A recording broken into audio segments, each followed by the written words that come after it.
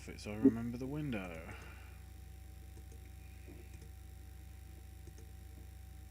There we go. All right. So, schedule got flipped again. That's the reason why you're getting a Q&A show tonight instead of a movie club. But that's tomorrow night. It's May 14th. Lots of things to celebrate today. It is Matt Cardona's birthday. Oh, so it wasn't Thursday. Nope. It is, well, something else, which, if you know, you know. And it's also Mother's Day. Or it's just a random Sunday, depending on how you look at it. But at any rate, we're here live to take all of your questions here in our world famous live Q&A show. 'Tis the season after all. So, welcome. My name is Owen. Joining me as always, we have no. Crap.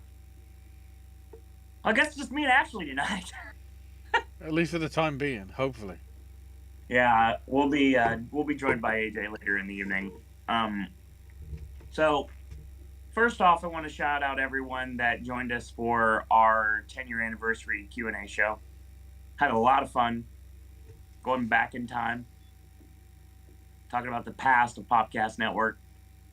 And now we must push forward to the future of Popcast Network. AJ's doing reviews again. Ashley's content will come eventually. There's And at least, I mean, I filmed one yesterday, so good. they'll be showing up hopefully this week. I'm back on the red circle again. So more voices content's coming. More sip and snack content's coming. Stuff that doesn't even exist in the market anymore. Yep, all coming. And I see blue dots. And blue dots mean one thing. AJ's here. Barely. Okay, never mind. I was gonna say my connection looked really low, but it went back up, so hopefully that's not a sign of things to come.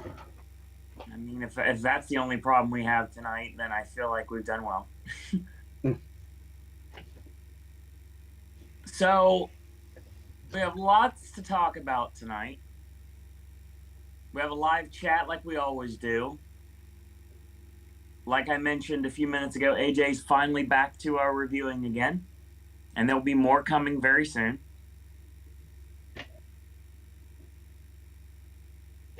And 3 months, we're talking the Oscars again. Well, I'm pretty sure we're bringing it up tonight as well. Yeah, we are, apparently. It's in chat already, so we'll get to that. If you have any questions in chat, if you're here live, feel free to leave them in the live chat, or if you are in archive right now, feel free to leave your questions in the comments, and we can go ahead and get back to them in 2 weeks. So like I mentioned before, we did flip ski the schedule this week, so Popcast Movie Club for Mystery Men is going to be tomorrow. First time I've watched that movie since it came out. And interesting movie. I also got a chance to check out. I had a nice movie day Friday, actually. I got to see a movie that is getting a lot of critical acclaim right now, and it deserves every bit of it. And if you are a fan of The Social Network, I implore you, if you are able to see it, get yourself to BlackBerry. Update day. Fantastic movie. And honestly, like, you want a good thriller that kind of takes you in a bunch of twists and turns, Affleck's new thriller Hypnotic is solid. I enjoyed it. Tell that to the box office. I don't care what people think. They like streaming. Does it feel like a Rodriguez movie at all? Not really. I forgot that's who it was until I saw the credit come up.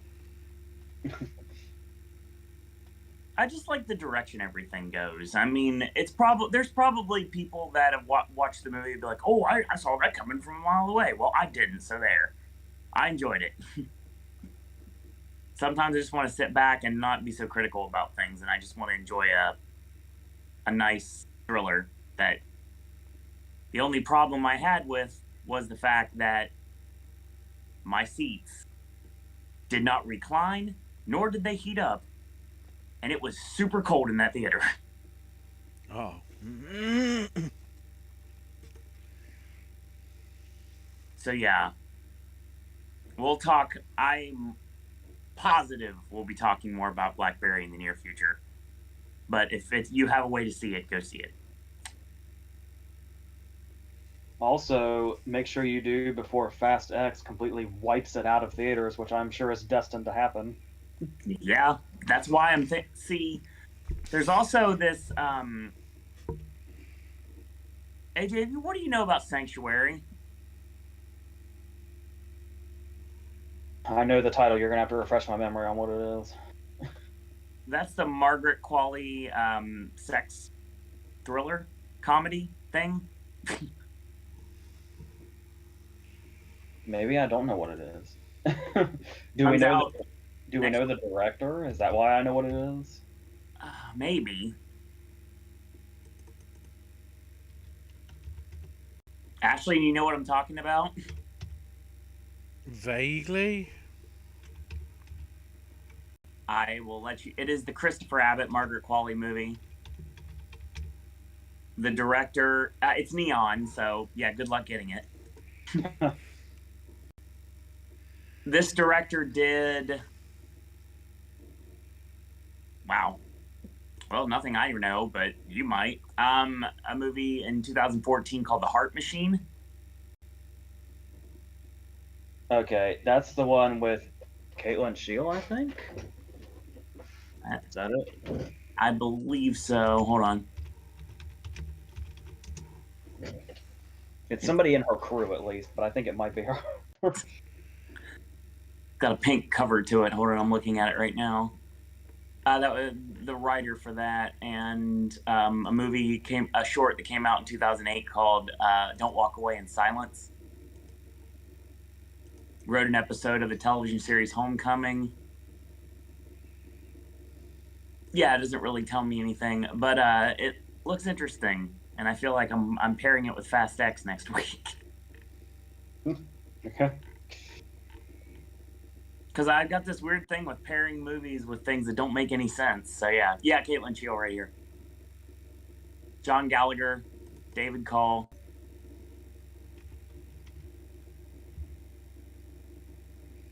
A lot of names I don't know. That doesn't mean anything. Yeah, it was that whole group is like super indie.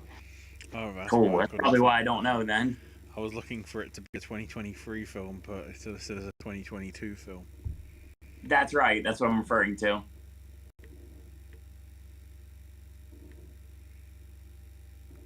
So yeah, we've got our live chat tonight. We got a lot to talk about. Obviously, we've got a writer's strike going on right now. It's changing the world, like it always does. Yeah, and now that there's a writer's strike going on, I can't remember if I mentioned this in a video recently or not. I don't think I have, because this happened pretty recently. I wrote a scene for the first time in over a year since the Red Rocket thing happened. Oh, nice. And of all the times for it to finally hit me again. When there's no competition, literally.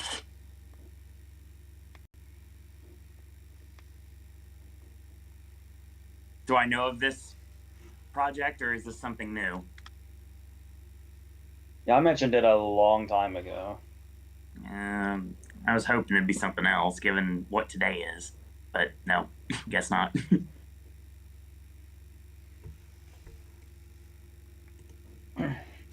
So yeah, lots to talk about tonight. Like I mentioned before, it is Mother's Day. It is Matt Cardona's birthday. It is the best freaking day ever. So let's talk about another QA show. So yeah, we've got a lot of stuff to talk about tonight. We have Brian, we have Josie, Spencer. They are basically the backbone of the QA shows, and deservingly so. So we're going to kick off with Brian. He picked up some new Blu-rays, like you do. Puss in Boots, Creed, Cloudy with a Chance of Meatballs, Toy Story 3, and the Small Axe movie series from Criterion. Speaking of that, do we have any thoughts? Well, obviously I don't.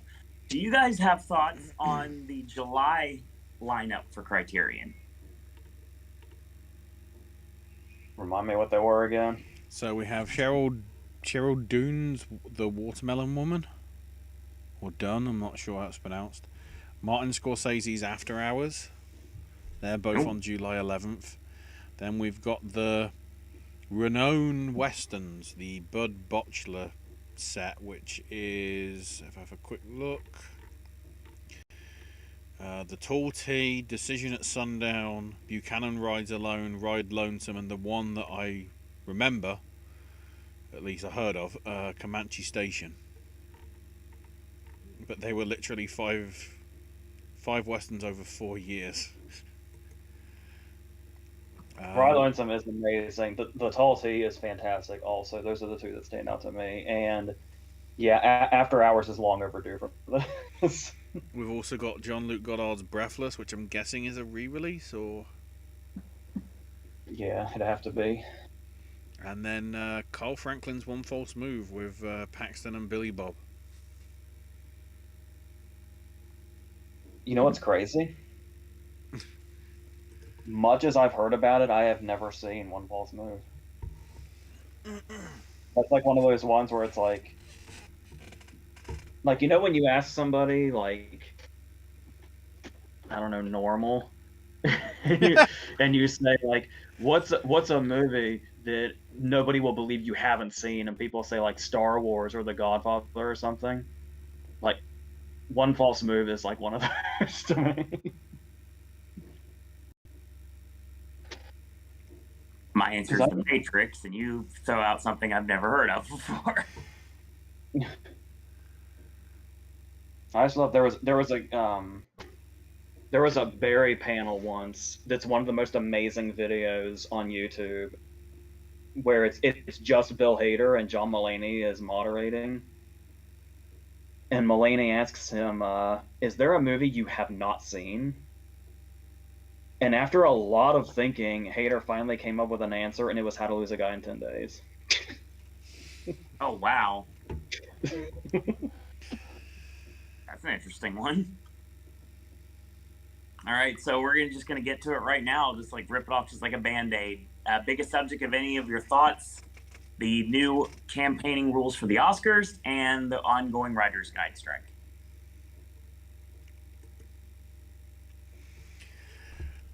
So Go ahead, AJ. Is there a further development on the Oscar thing from the last time we talked about it, or is it just what we mentioned previously? I haven't heard anything. A bit of both. So basically, the main complaint was obviously what happened with Riseborough and and the guerrilla campaign that happened there. But as it says, other Bruckheimer hosting a party at his Beverly Hills home in late February, saying that after Oscar nominations are released, campaigns cannot invite members to attend any parties, dinners, lunches, or other non-screening events that promote nominated films. And then the other interesting one, considering... Haven't they been doing that for decades, though? The one I specifically remember was when Diane Ladd had like a house party or something for Oscar voters, and she screened Wild at Heart, like while she. And then eventual best acts. eventual Best Actress winner Michelle Yeoh, on the final day of Oscar voting, shared screen grabs of a Vogue story that praised her performance and specifically outlined why Cate Blanchett shouldn't win. References to competitors on social media by nominees or films' publicity teams was not allowed, which Michelle deleted the post on. But if you remember, there were other articles at the time of nomination time that were saying, here's why Riseborough should be nominated. So I'd say something along similar veins, except of course you haven't got a stone-clad list and rules to go by then. Yeah, because wasn't it like Riseborough's campaign used a quote where I think it was Roper had said she's better than Blanchett and Tar, but they were using that in marketing before nominations, so that's one of the things that like went into question that had to be investigated or something. So the new changes include a clarification of rules around private events and gatherings. And now the Academy, they will allow individuals to hold events that are not formal for your consideration events. So you still have the loophole. But hold on. I'm going to stop you right there. Apparently we've got, we're getting comments that we're freezing. Oh, God. Encoding over. Josie said you guys are freezing. Okay. Brian says not again. I'll try and fix it, guys. See, this is what happens when we lose a good way to stream, and now we have to deal with this. Rest in peace, Google Hangouts. We still miss you.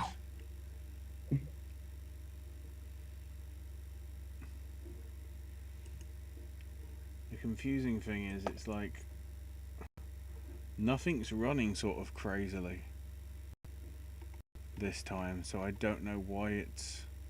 If anything, it could be Discord, which is the problem. Possible. If chat can hear me right now, please let me know how it looks currently. Because on my end, I saw it freeze too. Oh no. I mean, they're just chugging along, so...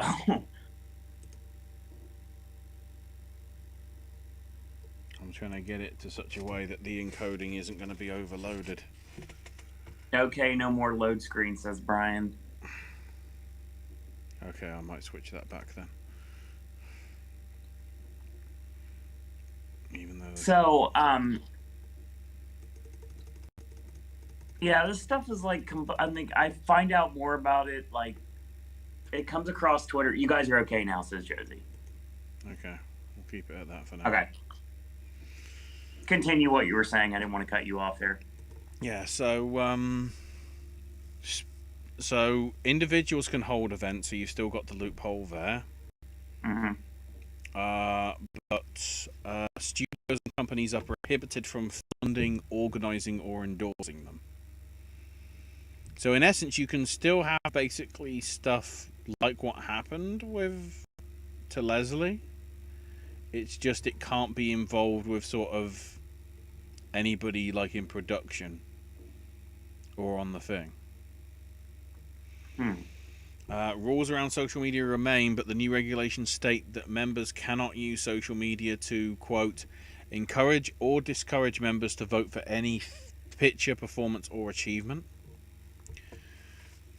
Voters also will no longer be able to speak to the media about their choices anonymously.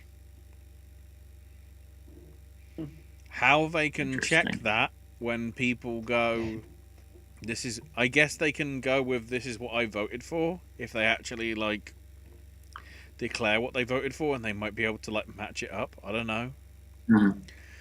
Studios can now only put on 4 hosted screenings, usually those hosted by a celebrity in the pre-nomination period.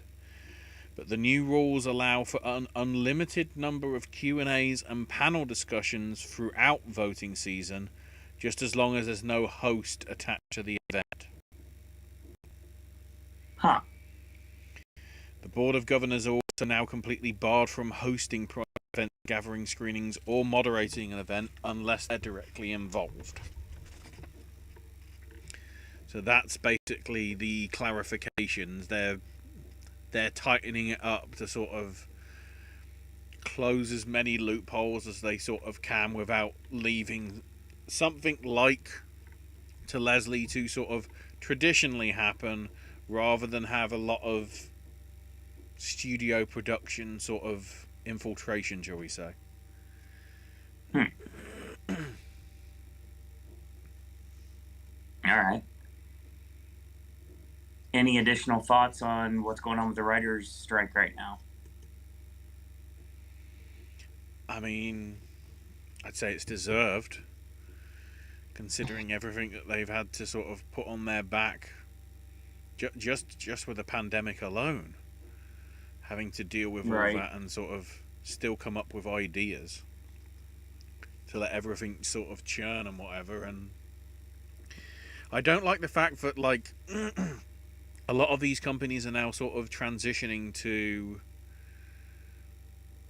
trying to do stuff with Wi-Fi. Not Wi-Fi, sorry, AI. I've got tech issues on the brain. Like AI enhance or AI scripts, like, to do the baseline, and then they're going to give them to humans to, like, plump out. As if the AI knows better what to do creatively. Is that why Phase 4 of the MCU was so shit? They just gave it to ChatGPT. I don't know. Yeah, I know I shouldn't be, but I was a little surprised that we got this far. Like seeing the fact that it already happened before, when they started threatening it, it was like, well, surely they'll just pay up. And now we're back here. Go again. Like, it's crazy how fucking stubborn they are to not just fucking pay. Well, it's just like Drew Barrymore was going to host the movie awards, and she dropped out for solidarity. Yeah.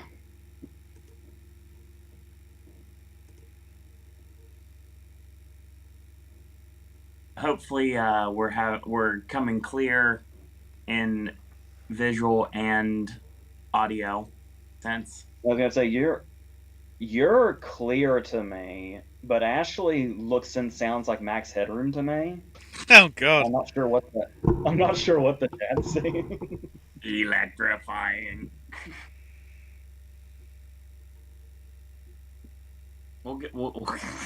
I'd say we'll get there, but who knows at this point? We might as well just make this we need to make this just an audio podcast at this point, because there's no point for us to be visual anymore. Well, I was just getting ready to say, can as the question that always comes up, can we still be heard at least? Everybody's saying that we can be heard pretty clearly. Okay. If I had money, I would invest in an actual microphone and things like that, but I don't have money, so that's not an option. Josie says, when I use ChatGPT to do One Piece crossovers, believe me, it's not sophisticated. All right. So Brian is going to do what he was going to do 2 weeks ago, and he's going to give his thoughts from 2022 and the Oscar race, because he's finally watched everything, and his personal lineups. So now we get to sit back and revel in Brian's choices. These are the thoughts and processes of Brian and Brian only. We may or may not agree. You may or may not agree, but this is what his opinions are. Well, if the past is anything to go on, we're more than likely not going to agree, but I can see this already. We've been surprised before. First list up: films containing people getting sick. Or, from the words of AJ, vomit scenes. And I'm sure this probably isn't even all of them. There's a question at the end of this, so we're about to find out, does the dog die?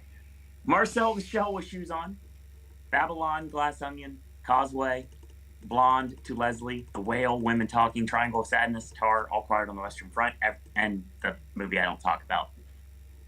Brian says, is there any vomiting in the ones I didn't watch? Mrs. Harris, Bardo, Empire of Light, Tell It Like a Woman, or the Walrus movie? Bardo might have.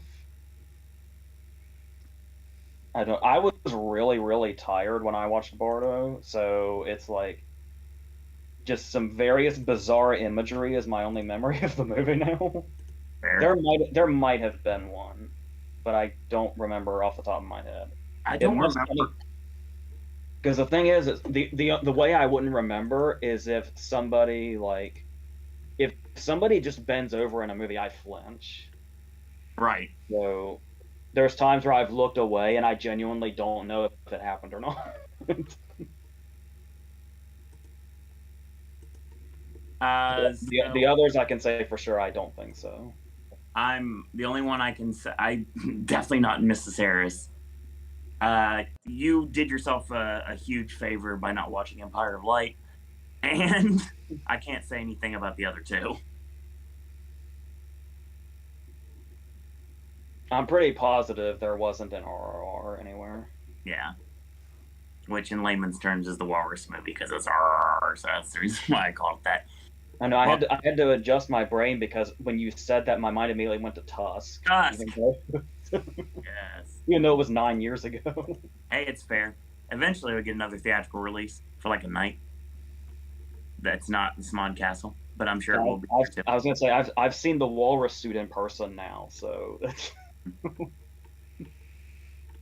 Well, I've seen the Kevin Smith in person, but not close enough. So we're good. We're getting there slowly but surely. For some of the acting placements, Mescal is leading, Kwan is supporting, Williams is supporting, Monet is co-lead with Craig, and everyone in Babylon is supporting. It's more of an ensemble movie. The only one I agree with is Monet, because I would say Robbie's leading in Babylon. I'd say she's leading too. Yeah. Blonde is the worst of my marathon. All That Breathes is the most boring. Most overrated is After Sun. I would have said Triangle of Sadness, but it's not highly acclaimed. It won Cannes, didn't it? That's new. Yeah, this is news to me. Yeah. Brian says one character in Triangle obviously had it from both ends. What I think should have won, Elvis for makeup and hair. The overrated comic book Water movie for production design. Banshees for score. Batman for sound. Hold on, Spencer. I'll get to you in a second. I want to make sure I've got everything in order. House Made of Splinters for doc feature. Close for international feature. Bassett for supporting. Gleason for supporting. For all of those who said Bassett was barely in Wakanda, you're all liars. That's what I said. I had to correct myself after I saw it again, and what we were saying all season was she had two memorable scenes. Mm-hmm. But yeah, she's in like at least the whole first half. Yeah, I wouldn't know. But it's the scene with the UN and the scene where she fires Okoye are the only scenes that really stood out to me, anyway. What I do agree with, a video game movie for visual effects, a movie we don't speak about for editing, Del Toro's Pinocchio for animated, Women Talking for adapted, and again, the movie we don't talk about for original, Yo for actress, Fraser for actor, the directors for director, agrees with all of those. And his best picture lineup. Number 10, Triangle of Sadness. This movie pissed me off. 9, All Quiet. 8, Elvis. 7 Tar, 6 Top Gun, 5 Avatar, 4 Banshees, 3 Women Talking, 2 Fablemans, 1 is the movie we don't talk about. And he said sorry to me. Well, at least... Like... Go ahead, AJ. Well, at least he seems in favor of the Fablemans. The Fablemans I'm good with that. The Fablemans did not get the love throughout the season that it should have, and I know it got, you know, its fair share of nominations, but I just love that movie so much. It's a phenomenal film. It was my number 2 of the year. I was literally talking about it at dinner just now. Nice. If I would have had that conversation with my mom, she had no idea what I was talking about, and we'd have to change the subject immediately. Okay, personal lineups. Causeway's 5, Batman's 4, Glass Onion's 3, Pinocchio's 2, Women Talking's 1. That's for adapted. Original, Argentina's 5, Close is 4, Fableman's is 3, Banshees is 2, and the movie we don't talk about is 1. Supporting actress, Mara for Women Talking is 5, Rossellini for Marcel, thumbs up on that one, is 4, Amy Lou Wood for Living is 3, Angela Bassett for Black Panther is 2, and Sadie Sink for The Whale is 1. Interesting. Supporting actor, Kwan is 5, Wishaw is 4, Dano for Fablemans is 3, Dano for Batman is 2, and Gleason is 1. So actresses, Yo is 5, Catherine Clinch for The Quiet Girl is 4. Okay. Frankie Corio is 3, Janelle Monáe is 2, and is it Rosalie Chang for Turning Red? That's interesting. I think so. One of the best Pixar lead characters in a long time. For original stuff, I'd probably say that's probably fair. I mean, we all agree to disagree on most of these, but I mean, like I said, everybody has their own opinions. We appreciate everyone's individualized opinions here on the network. Best actor, Farrell for Banshees, Ricardo Darín for Argentina, Eden Dambrine for Close, Bobby P. for Batman, and Fraser for The Whale. Director, 5 is Ryan Johnson, 4 is Sarah Polley, 3 is Del Toro, 2 is Spielberg, and 1 is, we don't speak of that. Best Picture of 2022, number 10, The House Made of Splinters, 9 Avatar, 8 Banshees, 7 Close, 6 Batman, 5 Glass Onion, 4 Women Talking, 3 Pinocchio, 2 Fablemans, and he literally put sorry again, Owen. I like the consistent love for Pinocchio as well. That's fair.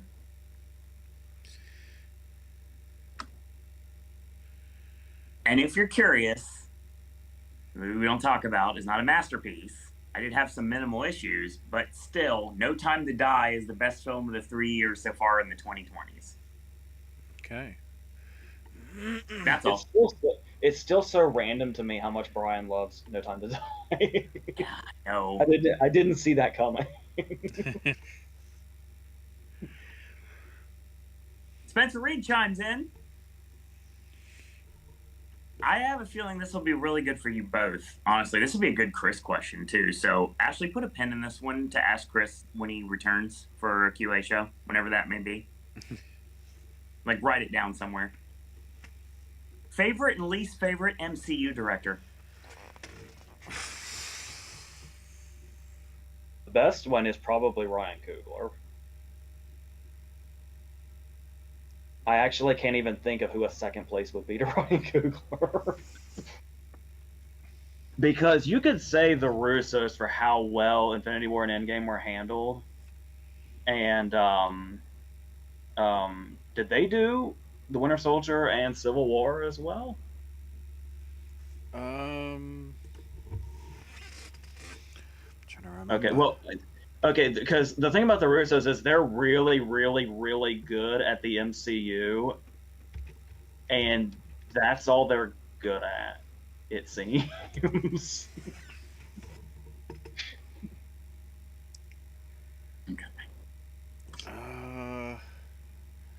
Just trying to bring up the list if I can get it. Yeah, this is all you guys because I tapped out on the MCU like years ago at this rate. I mean, shout out to Favreau for setting everything off. But then again, Iron Man 2.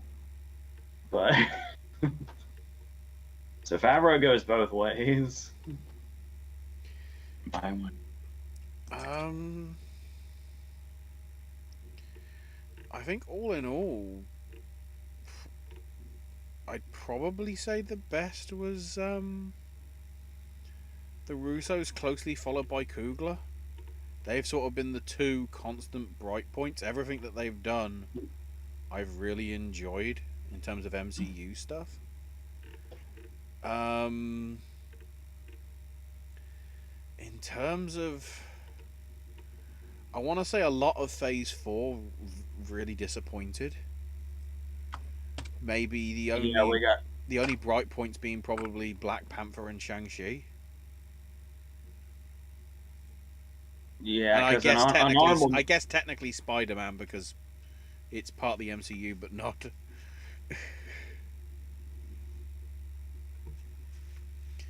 Yeah, if I was to say the Russos, the first movie I'd mention for them is The Winter Soldier. I swear the only reason Robert Redford is in that film is because they were basically making Captain America All the President's Men. And they just did that as a nod. Like, you see what we did there? And three days of the Condor. I think I might be able to answer this because I think I do have a horse in this race. But I'm not exactly sure what the worst one for me is. I don't want to immediately jump on Peyton Reed because Ant-Man 3 is the worst MCU movie. I understand. But I mean, that movie is such a fucking disaster. I don't know how that's not the other side's answer. There's still bits I enjoyed about Ant-Man Quantumania or whatever we call it. Although it's not great. I keep forgetting that the guy from Game of Thrones, Alan Taylor, did For the Dark World. Yeah. I remember Thor and Thor Ragnarok. Love and Thunder for sort of not as positive reasons, but there were sort of moments in there as well that were pretty good. But like, considering everything that happens in For the Dark World, which is very Game of Thrones like ripoff-esque, you'd have thought the Game of Thrones director would have done better with it. In all honesty. And of course that was back in the day they had like 6-7 months to sort of cook it and get it good, just like how we've got at the minute with now nothing between now and the Marvels in November. And it still turned out to be very sort of meh. And I don't have an answer to the back end of it because I've kind of, like I said, I've kind of somewhat tapped out on the MCU for the most part. But there is one constant for me.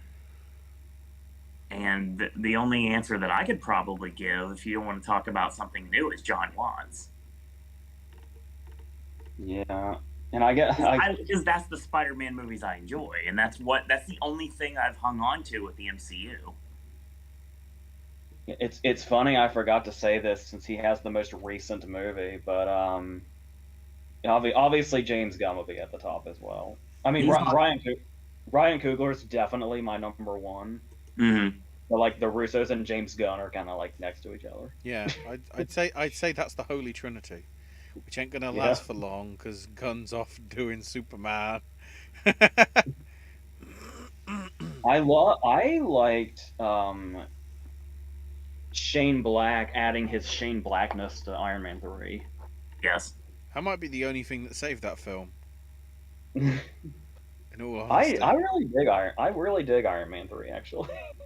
Solid movie. I think the time that I just kind of started tapping out was like other than like the Avengers movies. I feel like I just kind of just gave up after Doctor Strange on anything but Spider-Man. Well, Doctor Strange was also the last one that came out before you stopped working at the movie theater. That probably had something to do with it. No, but I mean, I saw Multiverse of Madness. That was the last non-Spider-Man MCU movie I've seen. Yeah, because the only thing I've seen since I've been here, MCU-wise, other than the Avengers movies, was Doctor Strange, anything involving Spider-Man, and oh god, yeah, that's it. That's shoot it. Not even Guardians? I didn't see the second one. Oh, okay. I love the ride, but it's just like I'm not invested in the characters. I feel like if I had a way to watch 2 theatrically, then I'd be more interested in 3. But I don't, so no. I don't care about anything involved. I mean, I only watched the first Ant-Man. I didn't watch any of the 2 sequels. I got forced to watch Black Panther. So, and it wasn't something I enjoyed overall. It's fine. It's okay. It's not my cup of tea. But I mean, yeah, I really kind of like, I mean, I guess if I was still going to the movies with AJ on a regular basis, I probably would have I've had the MCU stuff down my throat for weeks on end, but I don't have to do that now, so I don't. I have to watch, unless it's a movie that's running for something that I have to pay attention to, I'll skip stuff now. I don't care. I assume we're talking about individual movies. Like I can praise Peyton Reed for the first Ant-Man, but still say he's had the worst go so far because of Ant-Man 3. Yeah, that's what it sounds like. Okay. But the question also is how much praise or the brunt of the criticism do they get when the MCU movies feel like they're barely directed by their directors. They're basically directed by Feige, and the directors are there to make sure everything goes smoothly. He is. That's why so many people. That's why so many people have quit MCU movies. Is because of that. He really is the Vince McMahon of the MCU. That's why we don't have Edgar Wright's Ant-Man. That's why we have Peyton Reed.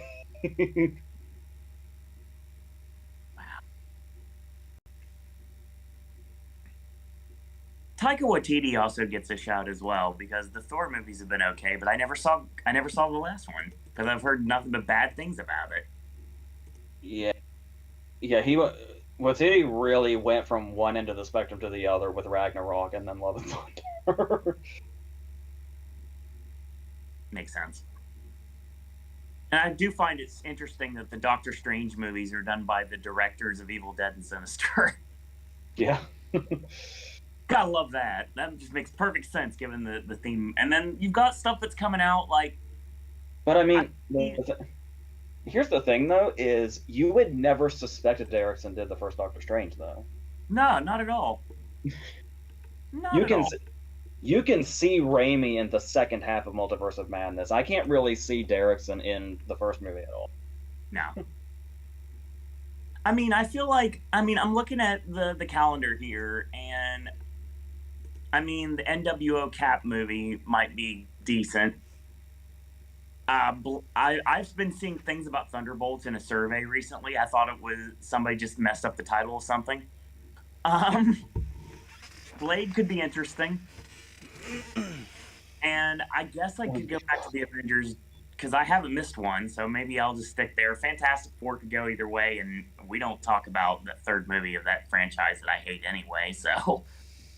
Blade's production has been awfully messy. Ooh. Who is this director? They've hired and fired so many people, I can't remember who they're on now. Jan DeMarge, Jan DeMarge. currently... He's a French film and TV director. Oh, he did 71. And White Boy Rick.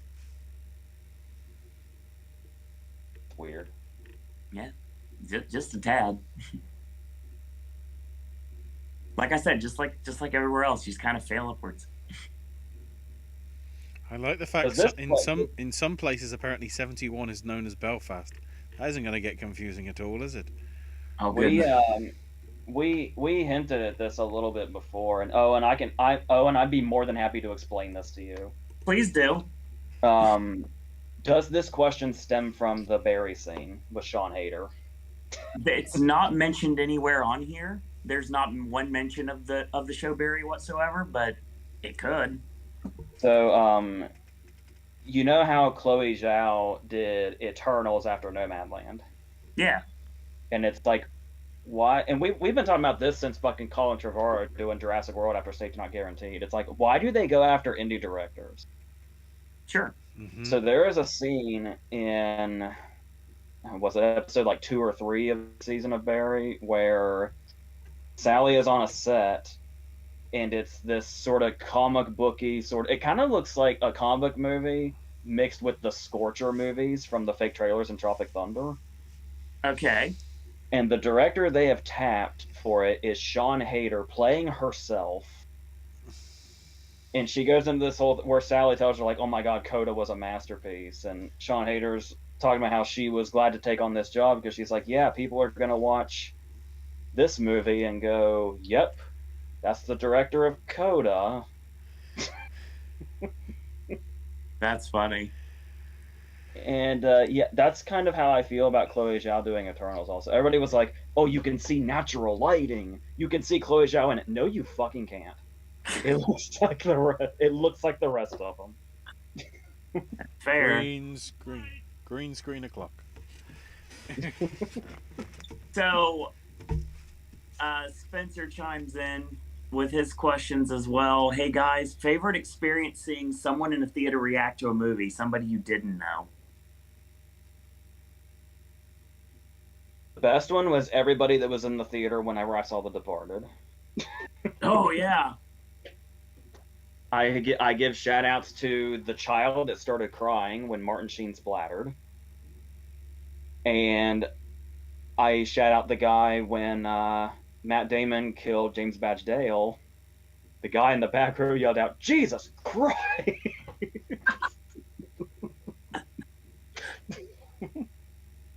Lately, it's like I haven't really got any good stories. I mean, I have like people that just like, I don't remember what it was, but it was, I watched something recently and the guy literally gets up, he goes, "Nope," and he just walks out. I've already talked about the really giddy old guy that sat in front of us one of the times we saw Django. Yeah. I think I was watching that guy more than we'd already seen the movie like 4 or 5 times since then, but by then. But I was watching that guy, I think, more than I was watching the movie. That's shout to the guy in our showing of Brokeback. I just couldn't handle it. Oh man, I can't remember if I mentioned, I've mentioned to you definitely. I can't remember if I mentioned it during a video or not. The guy in my row during Multiverse of Madness that got real upset over the 2 moms. God dang it. You can probably imagine exactly what this guy looked like and sounded like. The twang in his voice and everything. Gee, mini Christmas. Yeah, considering where you are, yeah, I do. Absolutely. 100%. This has been replaced in my way by people that talk through the entire rolling stock, and then people that show up midway through the movie and wonder why it's already started. Remember Dane Cook's bit about getting into the movie theater and like, why is the floor so crunchy and things like that? And I've lived this now.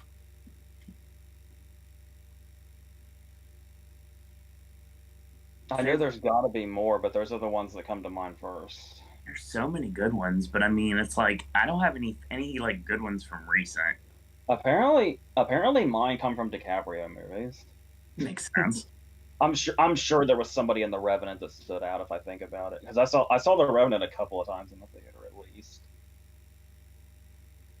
I liked when we were waiting outside the Hateful Eight because we were early. I Hmm. think because I think because we watched The Revenant first, That makes sense. and this couple walked out of it after it was over, and the woman said, "All right, I'm gonna go home and throw up now." The Hateful Eight is. I love the Hateful Eight. The Hateful Eight is fucking disgusting, Oh yeah.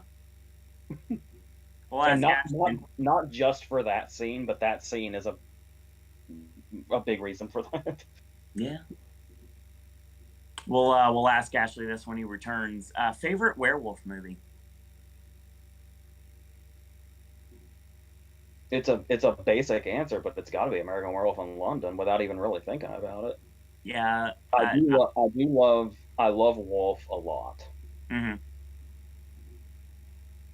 but I feel I like there's no way the answer is not American Werewolf in London. I'm pretty sure. so there was and I was excited about this. There was a Halloween Horror Nights house at 23 for an American Werewolf in London, and I wanted to be prepared for it because I didn't know what was going on with it at all. So you showed me an American Werewolf in London before I came down here for Horror Nights, and I remember everything being to a T exactly what it's supposed to be, and it felt like I was walking through the movie just like a good house is supposed to do. And it to this day remains my favorite Halloween Horror Nights house of all time. We've done so many IPs. I've been going to the event since 2012, which isn't that long, really, if you think about it. But in all the IPs we've ever done, nothing has ever topped A Will, ever. And then 2 years later, they're like, let's do it again, but not. So we got a repeat of the house from 23 for 25, but it was done differently. And I'm sure if you did not get to experience the original house, it would be like, well, this was cool. But if you did get to experience the original house, you're like, yep, this is not the same. The werewolf That puppets were probably better overall, but there was a lot of like character placement that wasn't there. A lot of the scenes were changed a little bit. The finale got flipped like literally on its end. I But think yeah, I mentioned this in the Wolf versus last year, but the werewolf genre is definitely something that's undertouched on. they don't really do much anymore. Haven't really noticed a good movie in a long time. Yeah, because I not many people did. I loved Joe Johnston's Wolfman, and I know people are gonna say I'm saying that just because Blunt's in it. I loved that Wolfman before I was a Blunt fan. Yeah, Like in 2010, I loved that movie despite Blunt. Now she, now she's just a bonus. nice. And I mean, I may get flack for it, and it goes back to my type of movies I choose for movie club. But Teen Wolf's fun. It is. I rewatched Teen Wolf like in the last couple of years, and it was a lot more entertaining than I remembered. Oh, I remember really liking it. Like that was one of those times where the day I rewatched Teen Wolf, it like improved my day. Like it was that fun. Because when I saw it the first time, it just kind of went in and out to me, and I didn't Sure. even really remember it. Like what when I rewatched it, basically felt like I was watching it for the first time. And there's the one that obviously everybody like gravitated towards back in 2000 of Ginger Snaps, which everybody seemed to really enjoy. There's The Howling. I'm not As, gonna. yeah, I mean, as there's a I scene said in our video for it, my feelings on The Howling are kind of mixed. It's got a great start and then it slows the fuck down. nice. I think what we're going to do is we're going to, unless something drastic happens, we're going to cut chat off at 7. Because we have a lot still to go, and Ashley ain't here, so. Yeah, I'm really upset because I've been awake since 2 o'clock this morning, which means there's no way in hell I'm gonna still be awake when Barry comes on at 10. And the wait for this episode has been excruciating, and it's like I'm definitely gonna have to sleep first before I can really appreciate it. So does this seem like something that we may end up getting a series out somewhere down the line? Maybe. There's a lot. Yeah. Okay. I'm like aching to talk about this season, and it's it's not like you don't have an outlet. Yes. I was thinking of another word, but Ashley, what's your favorite werewolf movie? Probably American Werewolf in London. Yes. We're all even on that. Good. Although I am a fan of like the OG Wolfman for Lon Chaney from the 40s. Certainly. That does a pretty good job. Well, Ashley, questions move on from Spencer. His last question for a minute. What are your thoughts on the prequels for Star Wars? I think they get overhated. I think episode 1 and 3 are genuinely good. I don't give a fuck. I always love the Phantom Menace. Mm-hmm. I love the Phantom Menace when it came out. I love the Phantom Menace when they re-released it in 2012. It was playing on TBS the other day. I watched quite a bit of it again, and I still, yeah. I've seen it so many times, too. Like, it's... I'm pretty sure I've seen the Phantom Menace more times than I've seen The Empire Strikes Back. Oh, wow. I'm pretty sure I have. I do... It feels cliche to say good things about Attack of the Clones. Mm-hmm. Because that basically became a meme for a while, and then the meme kind of turned into people being unironic. Yeah. But yeah, Attack of the Clones is cool for a while. I feel like this is pretty far in. I want to say maybe it's after we meet Jango Fett is when it finally starts to slow down a little bit. But there's a lot of cool stuff in Attack of the Clones. Revenge of the Sith is the one actually that feels like Revenge of the Sith is just exhausting. Like, I don't mind it, but it's like I saw Revenge of the Sith in the theater the first time. Mm-hmm. I was like, that was fucking awesome.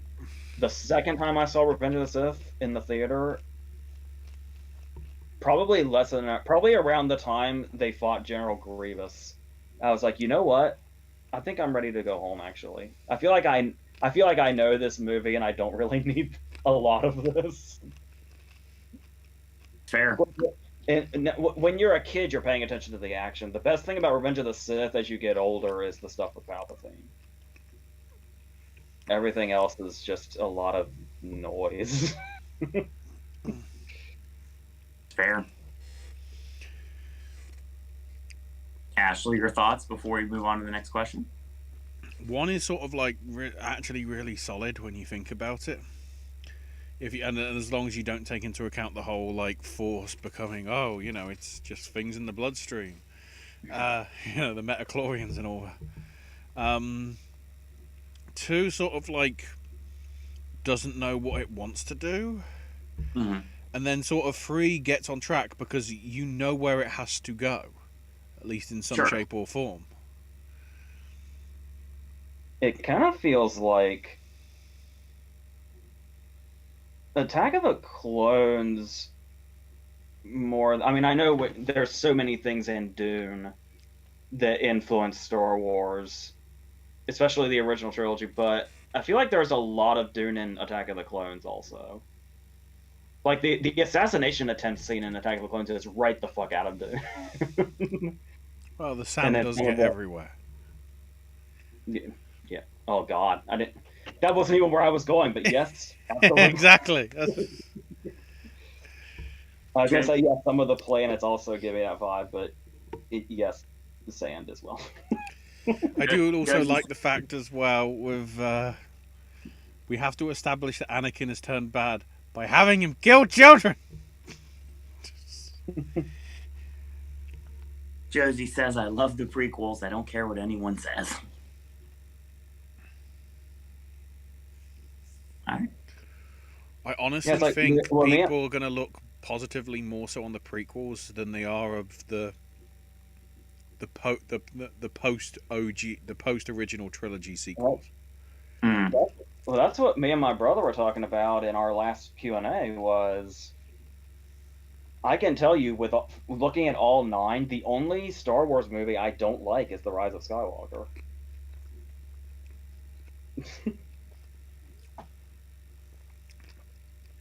I don't have an issue with the Star Wars movies. For some reason, it's one of those things that, like, The Rings is definitely something that's kind of, like, lost me throughout the years. But Star Wars is weirdly something that I can always, like, pick up and enjoy.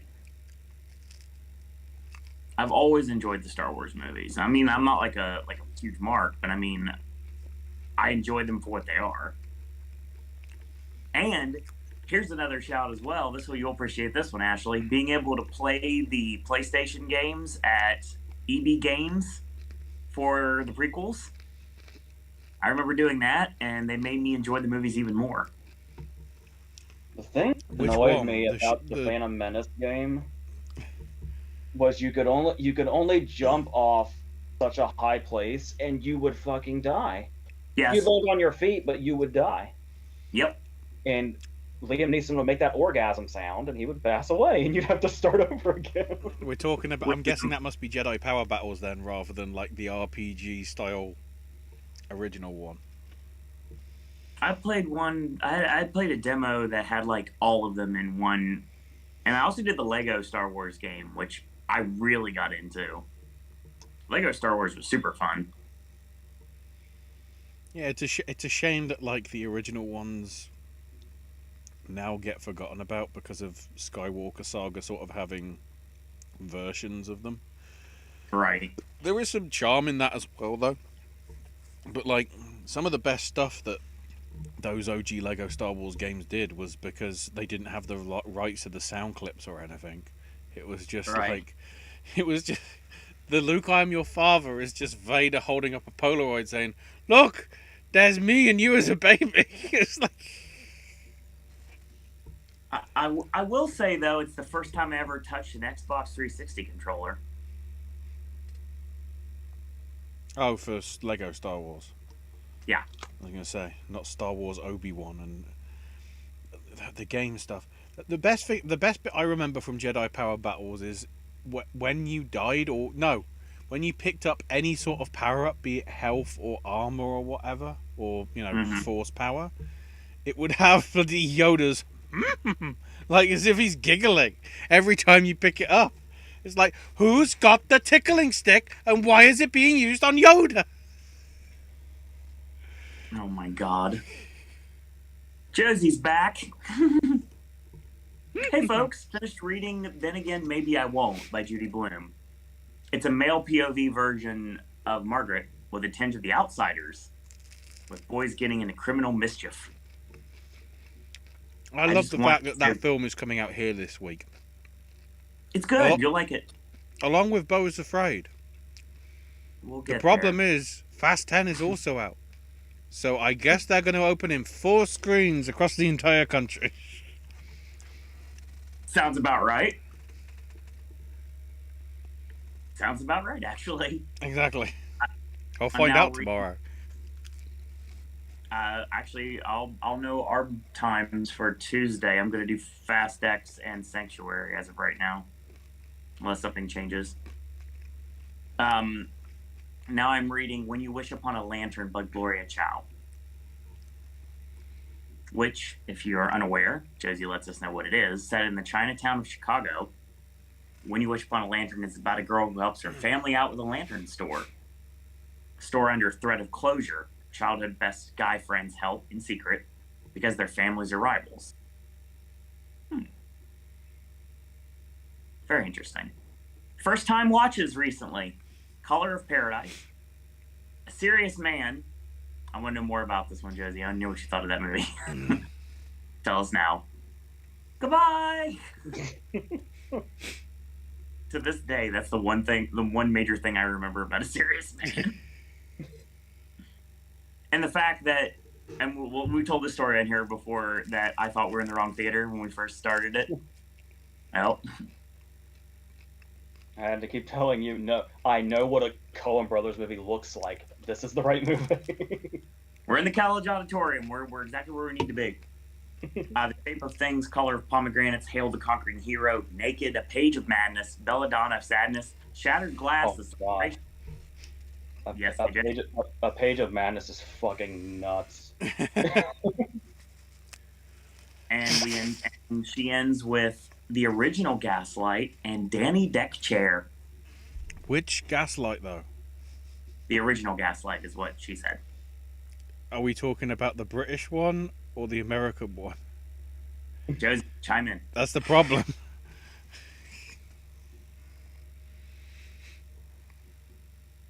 Are we talking about the one with Angela Lansbury or the not Angela Lansbury one? And anyway, we move forward. Obviously, we're talking about, she tells us about what Danny Deck Chair is. I remember this. Ashley, if you see, I watched all of Danny Deck Chair. Yes. But the scene when he's floating and he's moving towards a storm. Yes. It's the last thing I remember. I don't remember anything that happened after that. And I think that's pretty early too. That might be in like the first 15 minutes or something. And for those of you who are uninitiated to what Danny Deck Chair is, it's an Australian romantic comedy with Rhys Ifans becoming a natural, take a shot, national sensation, lifting off his deck chair tied to balloons. He lands in a small town, falling in love with Miranda Otto, who's a cop. Lawn chair Larry Walters was the person this was based off of. Flew over San Pedro, California, in a lawn chair rigged with 42 weather balloons in 1982. Yeah.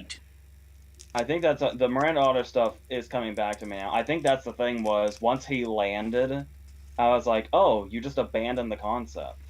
Yep. It was basically the downsizing of its time. Oh yeah, that's a fair assessment, actually. Ashley, she does ask which version of Gaslight you prefer.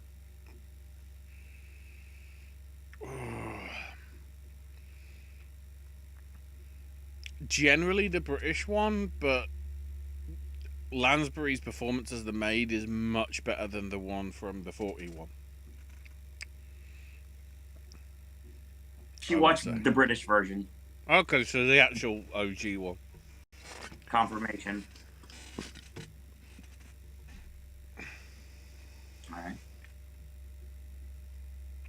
All right.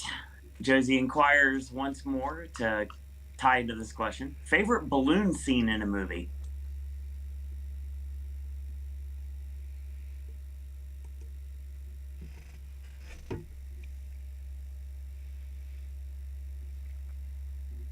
Well, it's hard not to bring up any scene from either It.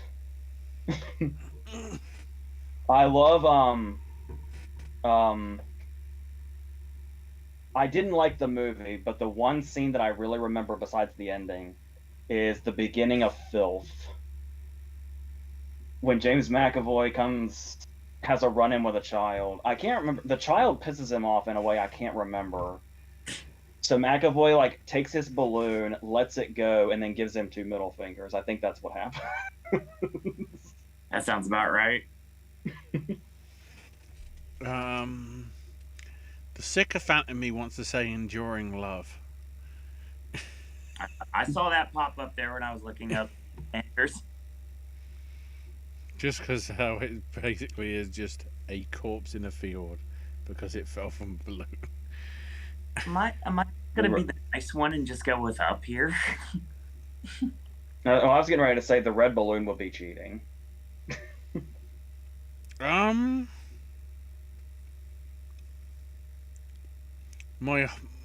My heart says the finale of View to a Kill. Because technically, the Zeppelin is a balloon. You know, when a balloon was, it's been so long since I saw this movie, but this scene is like ingrained in my head. Okay.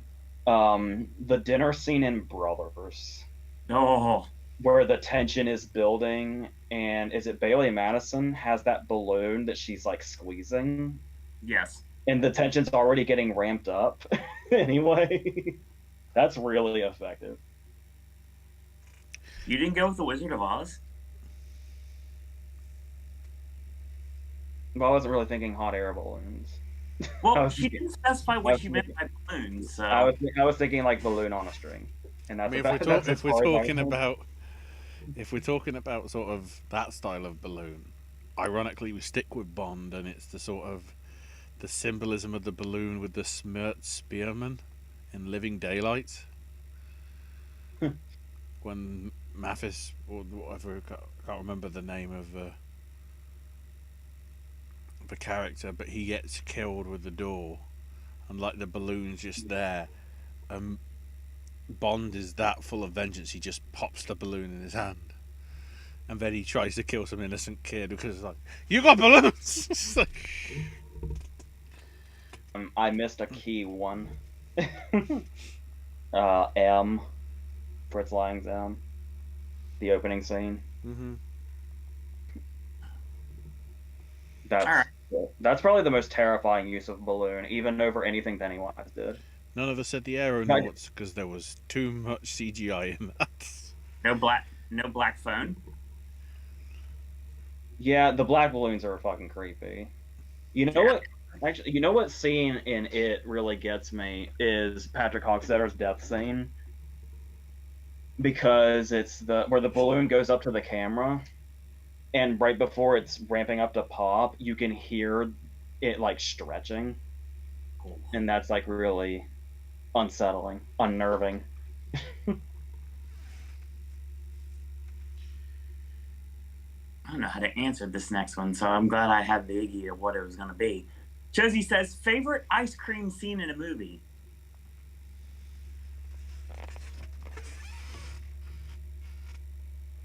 Josie brings up the, ironically enough, given what today is, the SpongeBob SquarePants movie and Jurassic Park. The most profound one that comes to mind is the last scene of Monsters Ball. Oh. Which I know is a completely different direction than the SpongeBob movie.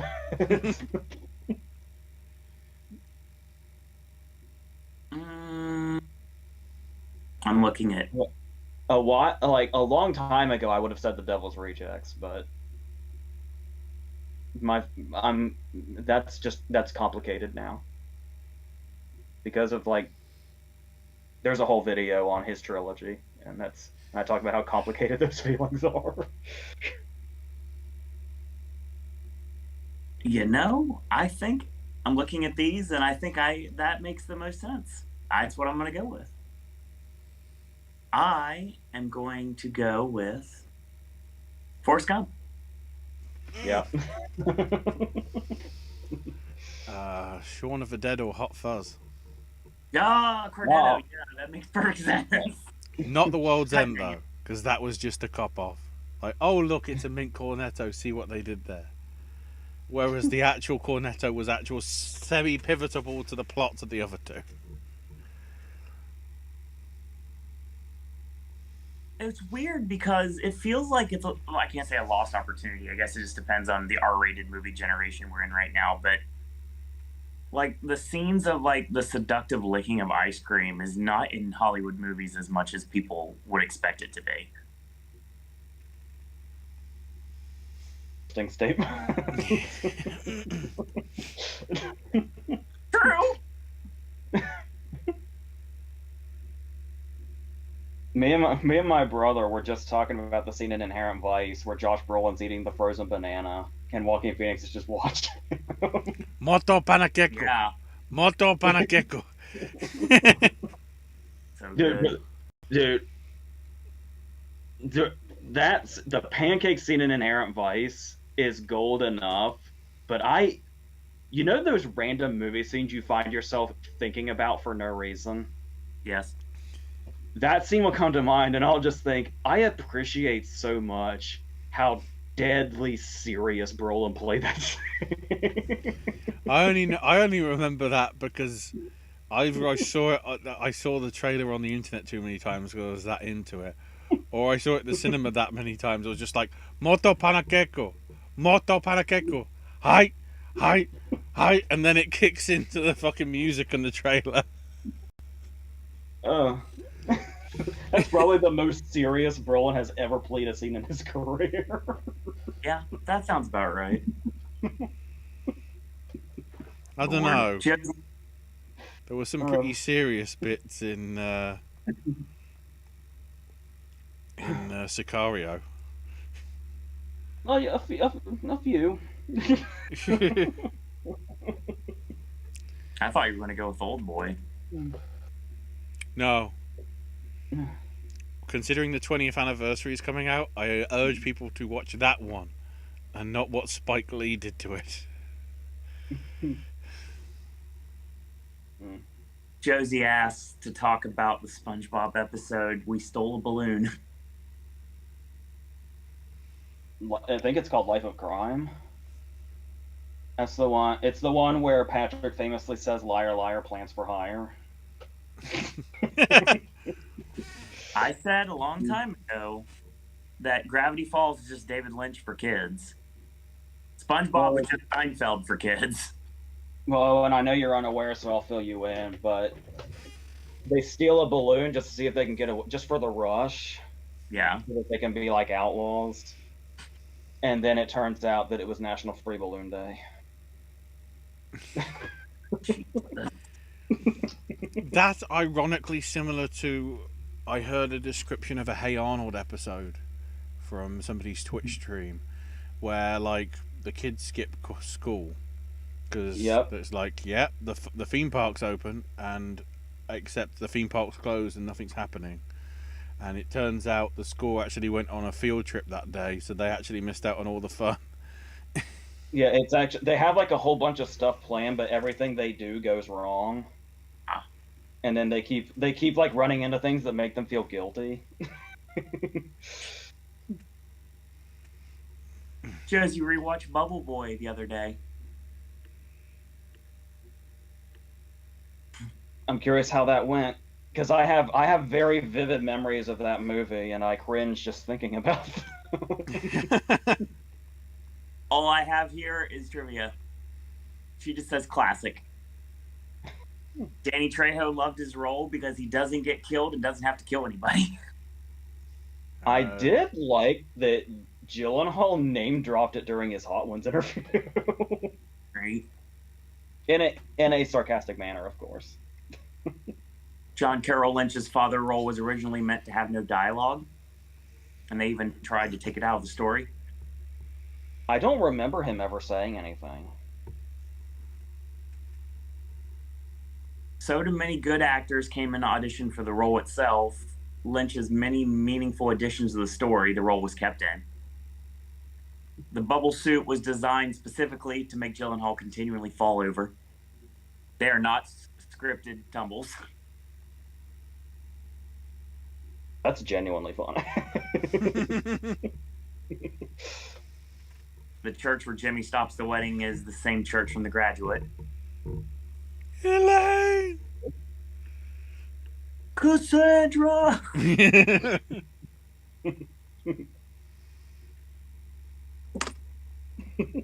Shattered glass trivia. Many of the members of the test audience didn't believe the story was true.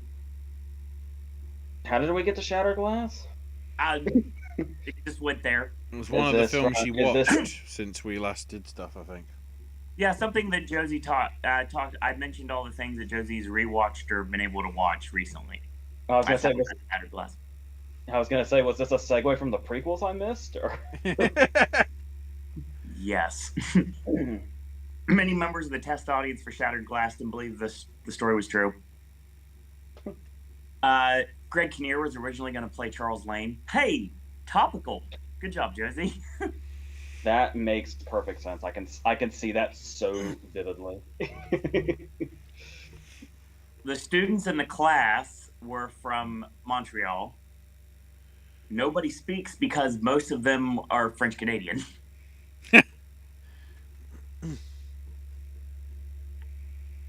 Billy Ray from 2007, an interview with the screenwriter.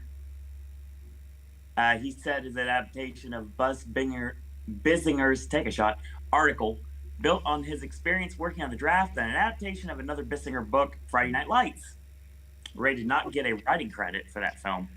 Oh. So do we need to retroactively put him in the praise for Movie Club a few months back. Yes. Sarsgaard and Chloe Sevigny previously appeared in Boys Don't Cry, another movie based on real events, and one of my guilty pleasure movies, Kids. Obviously, had Chloe Sevigny and Rosario Dawson working together previously there. The irony of the writer's strike situation, the studios have distributed movies about the danger of AI, yet they're pursuing it. With the news of the writer's strike and May being Mental Health Awareness Month, what are your favorite screenplays that best highlight topics and aspects of mental health? Silver Linings Playbook?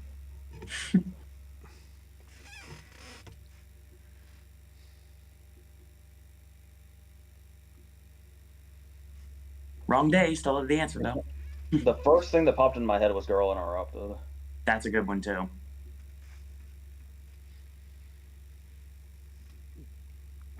I can't think if there's been sort of any British ones. I feel like there's been something, probably. Chat's officially stopping at 7:30.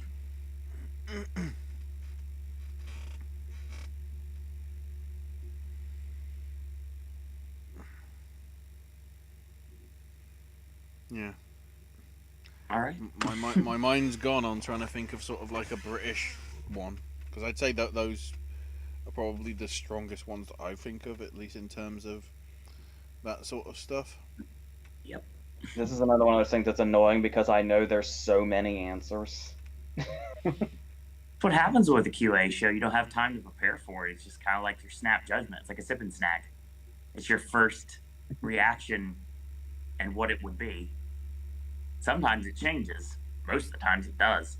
Just depends. What makes it such a rich screenplay, not only the allegory of Irish Civil War, but also its exploration into mental health and what the lack of understanding of mental health from that time. There wasn't as deep of an understanding of such mental health issues, if that makes any sense. Mm-hmm. Very true. 2 days still can. Uh-oh. Does that mean we need to talk about the films? We've done so in previous years.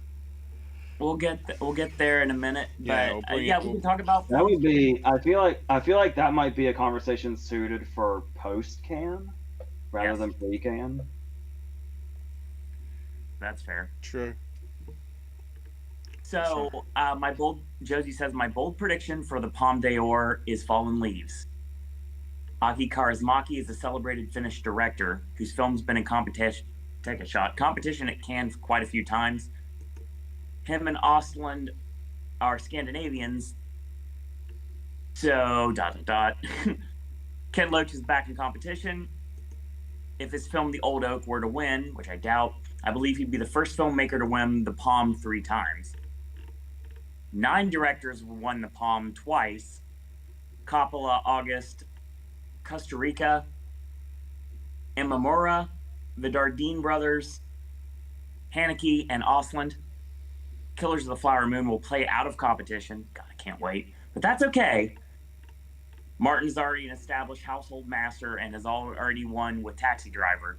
I'm disappointed Poor Things is not in the lineup, but at the same time I'm happy because it means it could go to Venice, indicating Oscar potential.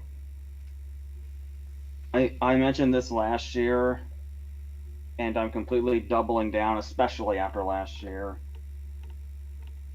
I see no point in trying to predict the Palme because nobody seems to be able to. I believe the first thing I said was last year. The first thing I said was, "Well, the first person I'm ruling out is Austin because the square wasn't that long ago." Yeah, that makes sense. I'm just liking the fact that the on certain regard jury president is fucking John C. Riley. Yeah. Oh yeah. Where did Mr. that come from? Cellophane is no longer John Cena.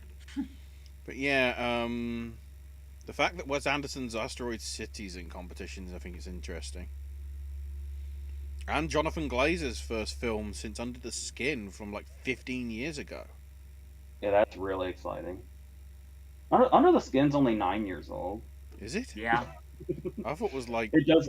It feels like a long time ago. I thought it was like 2009, 2010. Wow. And then you've got Elemental, Pixar's film, the Indiana Jones thing, a midnight screening of Hypnotic, so that might get a bit more buzz. And then of course the Pedro Almodovar's Midnight Cowboy, not Midnight Cowboy, Brokeback Mountain, which apparently is short enough to qualify for Best Short Film. Interesting. So probably put that in your short list, everybody.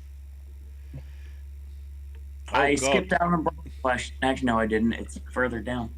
Caligula's Ultimate Cut from '79. Oh God. We're talking about the Poor Things teaser that just dropped. Josie says, "Give me Emma Stone, baby brain, Frankenstein bride, talking baby talk. What a better pitch than that." Is that the Lanthimos movie?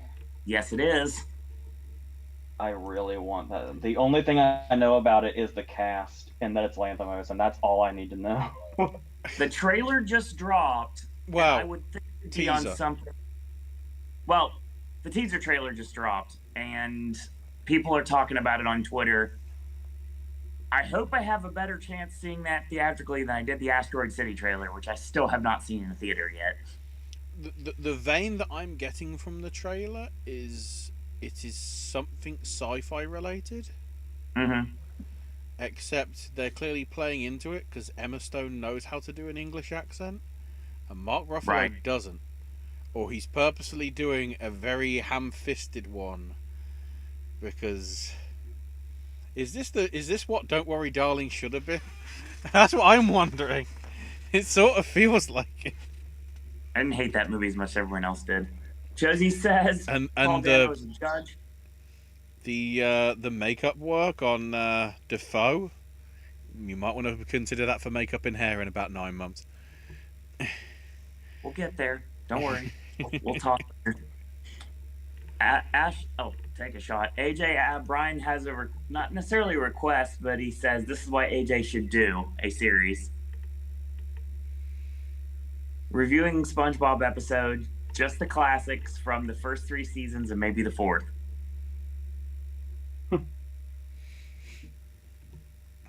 That's a lot of episodes. Fair. Josie's continuing her novel because of the writer's strike, AJ. What's that? Josie's continuing her novel, the one she was talking about writing a couple shows ago. Yeah, I was going to say, when I said that I finally wrote something for the first time in over a year, it's like, nobody's seen my stuff except for the blacklist shit. And nobody's paying for my stuff, so do I or do I not feel guilty that I'm finally writing now? No, I wouldn't. Josie says some are worried about Searchlight perhaps not having an award season confidence in Poor Things, given its September 8th release date. I push back against that notion for a couple of reasons. The first 2 Best Picture winners proven you can release earlier, build up momentum over time. Searchlight may want to release it. Everything Everywhere All at Once came out in March. Yeah. Why are we still talking about... I would have thought Get Out coming out in February would have ended this whole thing of you still have to have a late release date. September is late now. Yeah, September is about right on time. makes sense. It says a lot. The only two films I see sort of in terms of release in December time that could be well, one would have been award contenders, but Jonathan Majors decided to ruin Magazine Dreams opportunities, and the only other one is The Color Purple, and that's like the Christmas Day release. Mm. Nothing else is. Nothing else is. Go away, Flo. Nothing else. Searchlight may want to release it in a time when there's less box office competition, so that it doesn't crush the box office. Film Twitter makes way too big of a deal for box office, I would imagine. What the fuck? Are we seriously saying, you know what, guys? I think a Yorgos Lanthimos movie might have trouble making money. God damn. It's hilarious. I would imagine like the news of bad box office to hurt it. I think those headlines ultimately were factors hurting the Fabelmans, Banshees, and Tar last season.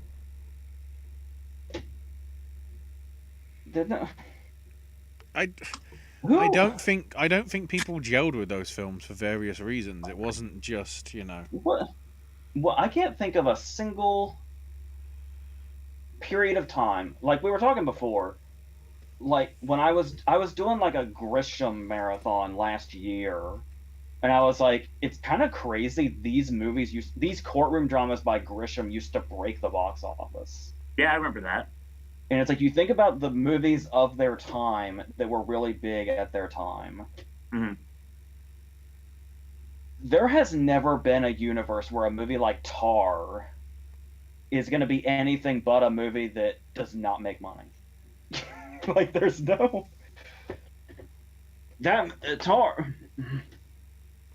Tar was made for two reasons. Field's passion, and it was going to be an awards contender. Yeah, of course. Nobody got behind Tar saying, guys, we're going to make so much money. No fucking buddy got behind Tar and said that. That's fair. It is disheartening about the Fabelmans because you would think Spielberg would draw on his name, but I don't know. There's just not. It's not Spielberg's fault. There's not passion for movies like the Fabelmans because he made basically a perfect movie. So that's on. A lot of people went, Air is a box office flop, but who cares? It's going to be sitting there on Amazon. If people have got an Amazon Prime account, it's going to be sitting there for the next 7.5 months. I've already rewatched Air since it hit Amazon. I've watched it twice. My sleeping schedule got so fucked up. I watched Air. I started watching Air at 5 o'clock in the morning. And I was like, I'll just put this on for a little bit. Maybe I'll get tired. And I just watched the whole movie, and then I went for the rest of the day. Just You're just riding off the high of how great that movie is, too.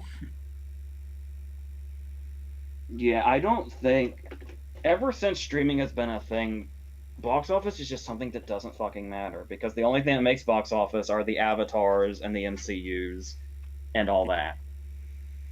So, and it's not even superheroes.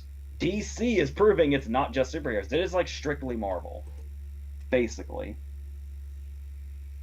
I know you can be pedantic about that. I'm saying mainly Marvel as far as superheroes go. Sure. So that's just like Josie's saying, it's just Twitter being Twitter and nothing they say matters. Right. Literally nothing they say matters. All right. Josie has book questions for you, Ashley. Mm-hmm. Any international books or authors in translation you like? I'd say probably Yo Nesbo's Harry Hall novels, which is notorious in films terms because all people know is the snowman. Which the book of the snowman's good. I don't know what... I mean, to be fair, I don't think even the director knows what happened with the snowman. Editing, that just got absolutely sort of massacred. There's a good film in there somewhere, but the blooming... I honestly think it was Universal trying to cash too much in on the girl with the dragon tattoo, sort of like, oh, well, we need Scandinavian shit. Because we know that people in Britain just watch it every Saturday night because that's just all they put on BBC4. It's like, yeah, but that's sort of episodic, more often than not, sort of hour-long drama sort of stuff, rather than, like, make a movie out of it. I mean, technically, those original Girl with the Dragon Tattoo movies were 2-part, 3-hour TV movies. So they were cropped down to sort of what you get that people do enjoy, but the extended ones in that are sort of so much better. But there's a lot of Scandinavian stuff. That and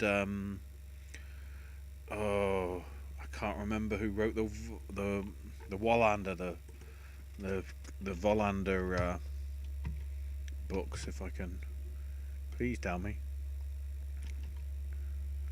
There we go. Henning Mankell, that was it. Okay. A lot of that sort of stuff. I need to follow up the Twitter bullshit box office thing with one more thing. Oh, okay. People are gonna say, "Oh, well, Everything Everywhere All at Once broke 100 million," but I've been saying something since the beginning of time. It feels like, so I won't reiterate it too much, but I will just say, the Daniels didn't think they were making a $100 million movie. The distributors made the narrative known very early they were going to try to. The narrative that Everything Everywhere All at Once was a small movie was set up before it even got to the theaters. And that was its whole thing. Like, by the time it was already breaking out and was this big word of mouth phenomenon, they were still saying, "Oh, but it's so small, it's so under the radar." No. That whole campaign was a fucking lie, and it succeeded. That's why Everything Everywhere All at Once broke 100 million, and the fact that it genuinely like moved and spoke to people. But as I said, there can be like the one indie phenomenon that breaks out, but more often than not, it's the movies that we're always going to make that and more. Like 100 million is actually low now. Like, we're talking about Everything Everywhere All at Once in the confines of being what started as an indie movie. But like everything else is like, if you don't make $1 billion, you've failed, supposedly. And so to go after movies like Tar and the Fabelmans is just disingenuous and annoying, and fuck off. And AJ hasn't slept in a while. Hey, what crime or mystery suspense novels would you recommend? Well, partly, I guess, what I just mentioned. That's fair. But also the Ian Rankin books about John Rebus. That's a very good sort of twisted series. It sort of touches on mental health stuff as well, because as the usual sort of British cops are, they're sort of part alcoholic, part sort of on the line sort of thing. The books are just as good as the TV series that they did. They haven't tried to make that into a movie yet. But I wouldn't say it's I wouldn't say they wouldn't, because make money. Either of you read Cormac McCarthy? I've read The Road and No Country for Old Men, but that's probably the only that I've written. Oh, sorry, the only ones I've read. I started Blood Meridian and I struggled, but I don't think I was ready. I also read No Country for Old Men, and I read The Counselor's Script, which is basically a novel.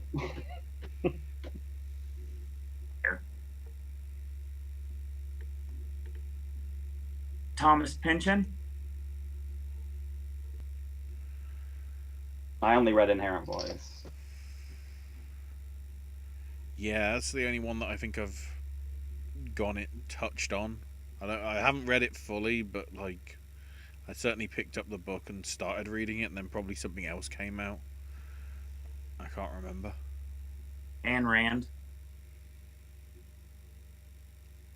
Probably not.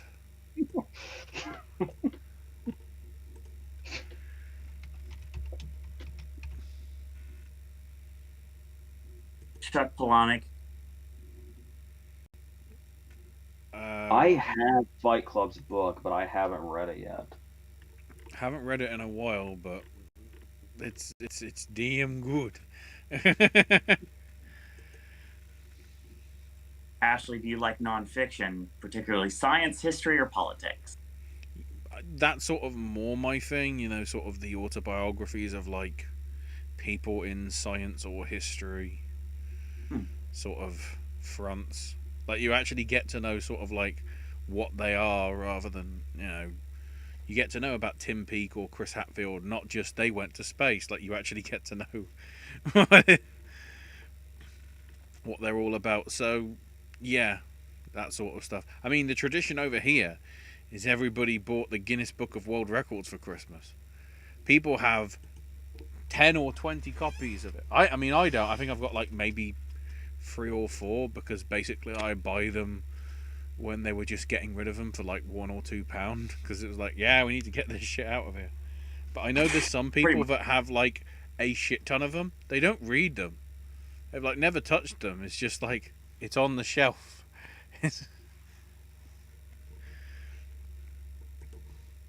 That makes sense. I think we are done with that. David Grann, the author of Killers of the Flower Moon, has a new book called The Wager. Josie says, what if book awards gave out prizes for stuff like lead character, supporting character, best character or character development, best dialogue, best imagery, best sound description, etc.?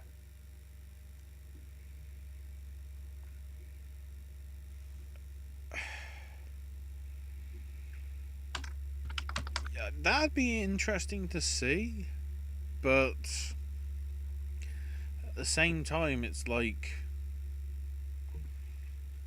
you know, because it's sort of the whole sort of effort of writing it. It's sort of the same thing as just acknowledging their overall writing rather than just specifically sort of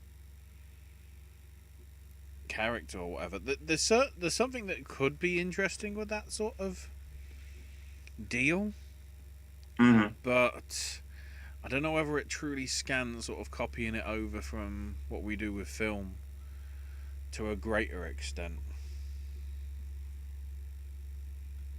Huh. Interesting. So, Josie says on the last Pop the Question, we asked which movie characters do you identify with? What about literary characters?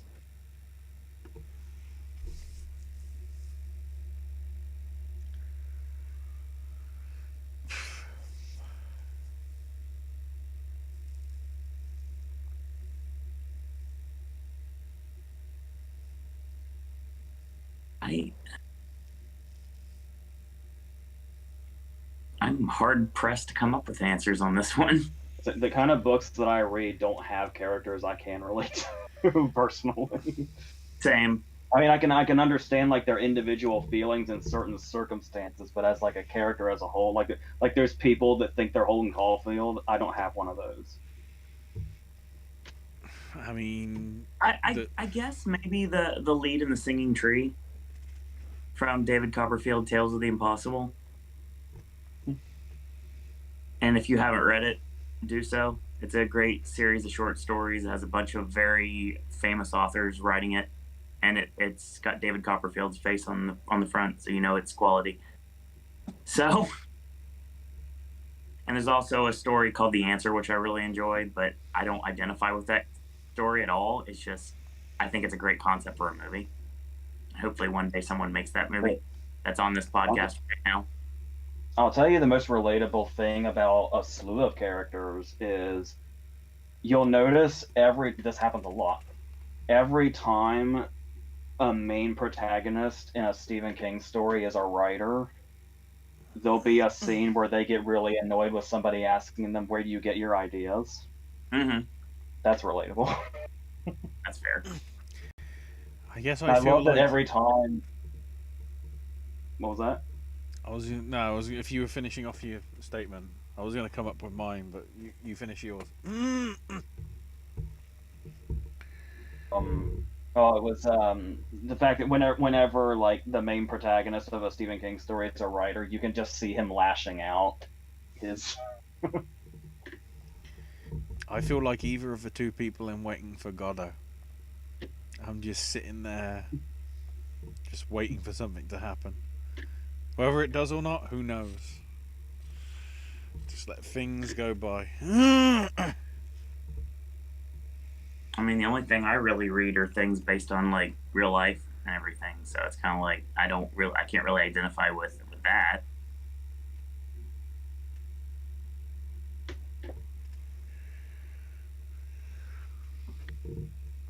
I'm a horrible answer for this question, but I'm a great answer for the next one. Favorite voicemail or answering machine scene in a movie? Well, the obvious answer is always going to be Swingers. To you, maybe. I like it's not a movie, it's Seinfeld. I'm trying to remember exactly what he says. But it's when Frank calls Jerry and it's like, "Mr. Steinbrenner's here, George is dead, call me back." There's one more thing in there, I can't remember what it is. Oh, there is a movie that I hate. I think it's one of the worst movies I've ever seen. But it's a perfect answer for this question. When you remember the climax of Crank, and Jason Statham is falling through the air to his death, and he calls Amy Smart and leaves her a voicemail. Right. And then he dies, and it's this big poetic moment, and that's how Crank ends.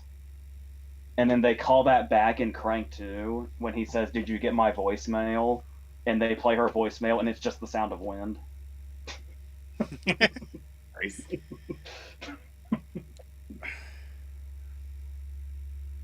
Oh, come on. It's like, you really...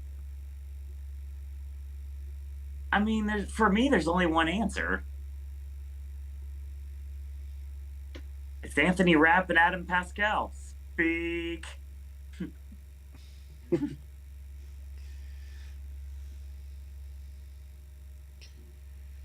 One of my favourite ones, even though it's not movies, would be the original Driver game on the PS1 and I guess PC.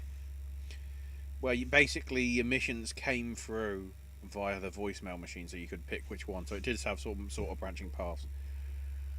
But on some of them, they were basically like wrong calls. So you're waiting to hear like all this build up to these missions of things that you're doing while undercover, and then it's like, "Oh, hi, I was hoping to get some hot dogs. Can I have some onions and some mustard on it?" It's like, I like the fact they just added that to sort of give some unnecessary depth to the game.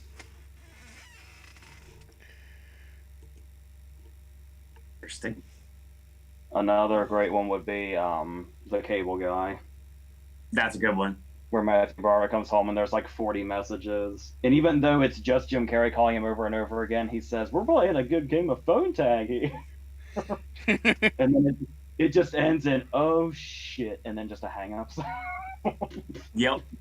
So good. Favorite scene where someone loses their memory and gets it back?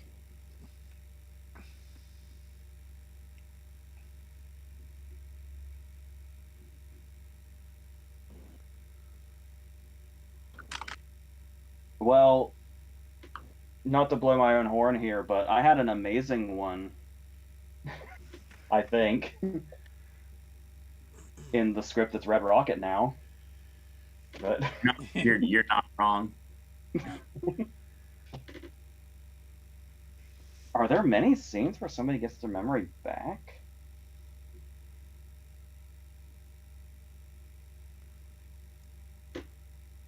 Because when I think memory loss, the first thing I think of is Memento, and he sure as shit doesn't get his memory back.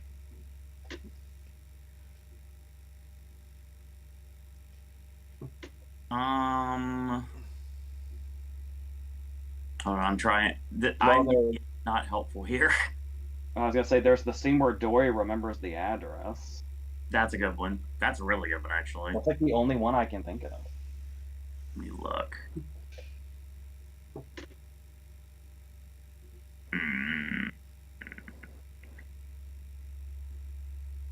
I can't think of anything. I don't have a good answer for this. I feel bad.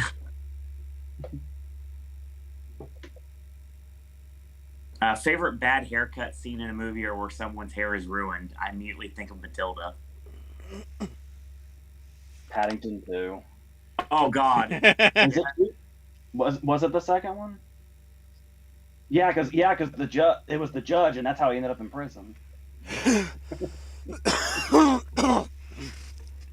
I just need to verify something because I'm pretty sure Tom Conti. I think Tom Conti's in Oppenheimer, playing Is it Einstein? Einstein. Yeah. I think. Yeah. It's hard to tell because like the makeup's pretty good. It's like, so he's gonna go from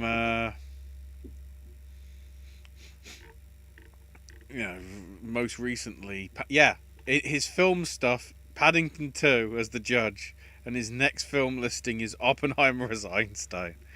What a swerve that is. There's no good ones.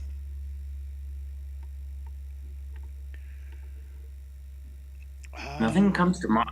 Like there's like in comedies, like for example, it's like when they're shaving and the next thing you know they get distracted and all of a sudden but I can't think of off the top of my head what I'm referring to exactly.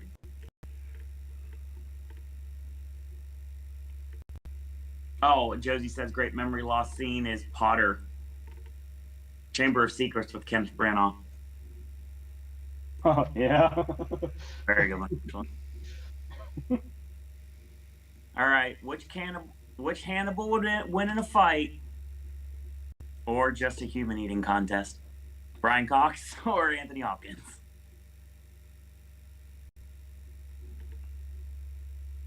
I mean, every Hannibal has been good so far. Absolutely. But just any Hannibal question in general, for me, is going to come back to Hopkins every time. I think. Of course. And there was a little rumor ski around, which never came to fruition, that was something that was going to possibly come. And I heard that, and I was like, "There's no way," but that would be amazing if that happened. And I will not say anything further. Josie says, 2003 Cannes flashback.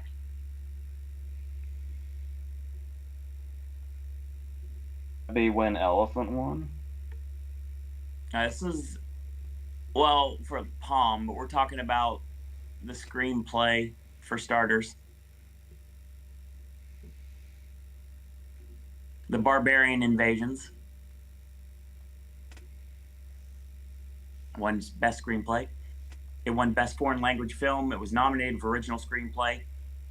The actress from The Barbarian Invasions, Marie Josie Croze, won Best Actress. Mehmet Emin Toprak, he passed away in a car accident in 2002, won Best Actor. And Muzaffar Ozdemir for Distant directed by Nuri Bilge Ceylan, has a movie in competition this year called About Dried Grasses. Josie, when I saw that originally, I thought you said it was said About Dried Glasses, and I was confused. Dried Grasses makes more sense. Elephant won the Palme d'Or. Van Sant won Best Director. Oh, buy one, win one, lose one. Ohio edition.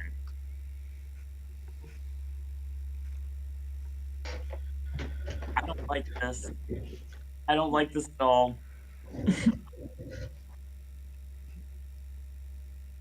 AJ, are you ready? I think so. Ashley, are you ready? Probably. I hate this because that makes me realize how many movies in Ohio take place that I really enjoy. Major League,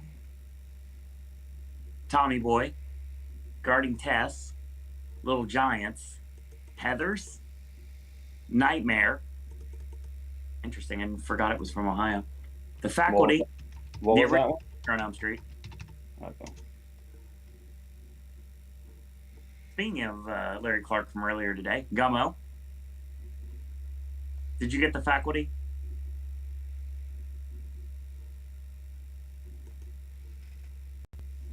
Bye Bye Birdie and Welcome to Collinwood.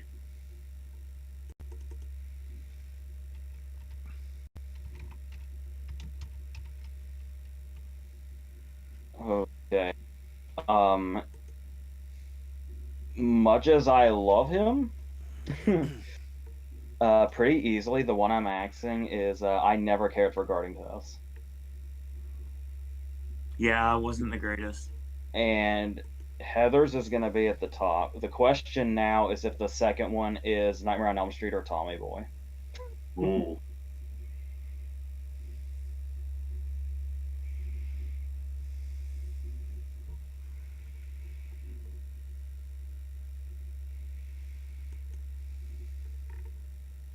Ashley, do you have an answer while we wait for AJ to make his choice on which the top? I'd probably get rid of Little Giants. Oh, sacrilege. I don't think it ever came out over here, so I'm not That's aware of not it. a surprise whatsoever. I mean, looking from the description, it seems very American, and like they wouldn't release it over here because people wouldn't get it. Fair. I'd probably buy Heathers and rent Welcome to Collinwood. Welcome to Collinwood. Interesting. Nightmare on Elm Street is problematic because I know like some of the stuff that we get from it is like pretty piss poor. But if it stood on its own, I'd probably ditch that in place of Collinwood for the rent. Oh, God, that's a tough one. I'm actually gonna put Heathers in second. I'm gonna do the actual like I said, usually I just rank them by like best and then the worst ones with my axe. But like, I mean, if I had to buy only one of these, even though I own most of them, I'd have to say buy for Tommy Boy because Tommy Boy is basically a cure for depression. Yep. And that's very necessary to have at all times.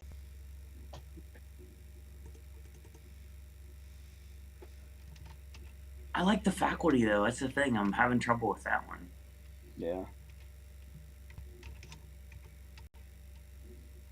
Obviously, I was never a Freddy guy. I did see the original Nightmare. It's good for what it is.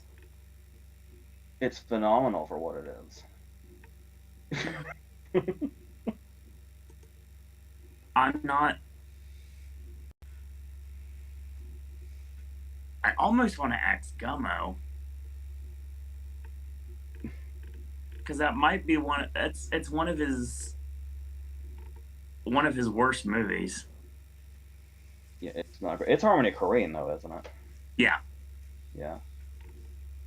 But he's got that connection, so it does have a few aspects that I'd go for. So I'm probably gonna leave that one alone. I like Bye Bye Birdie. I have a connection to it, literally. I enjoy Little Giants, and I really like the faculty. The easy answer is Tommy Boy. I'm obviously going to buy that one because that's the one of this lineup that I've watched over and over again. I think I'm going to have to rent Heathers. And this is a weird one, and I'm sure it's going to be strange for some of you that don't know. I love Major League 2. A lot. A whole lot, actually. I never cared for the original.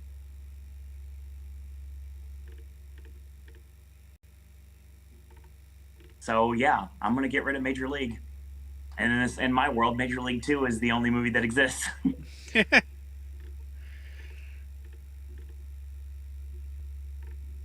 I know that's a statement that's going to turn some heads, but I mean, I didn't like the original Major League. I don't know why. I've watched Major League 2 so many times. I feel like it has to be, it's up there. One of my favorite baseball movies. Josie says top 3 of the year so far. I think it's Suzume, Beau is Afraid, and Are You There, God? It's Me, Margaret. I'm with you on Margaret. Suzume is something I probably won't get to. And I guess I just don't jive with Ari Aster.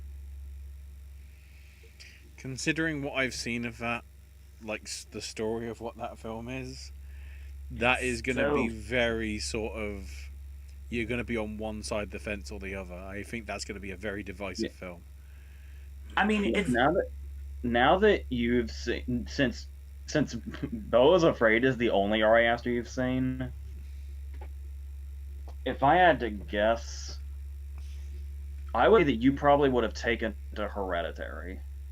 That makes sense from what I've heard about it. And that you would have been middle ground on Midsommar, and you would have gradually come to not caring for Beau is Afraid anyway. I still think it's wild that you jumped into the deep end first. Mm-hmm. Like seeing Beau is Afraid without Hereditary and Midsommar, but because Hereditary and Midsommar are just like wild and crazy. Mm-hmm. Like you, I feel like you might have an image in your head of what Hereditary and Midsommar are like because of Beau is Afraid, but not necessarily. They're to my, I still haven't seen Beau is Afraid yet because, like I mentioned in a previous video, the showtimes fucked me up. But sure, that's my problem too.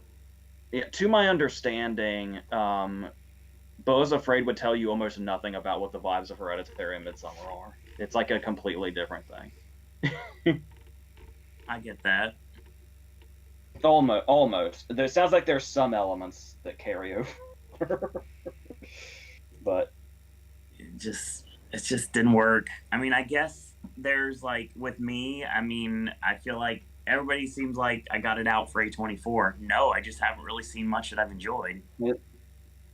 I think what I'm saying in a roundabout way is Hereditary and Midsommar are significantly more straightforward than Beau is Afraid is.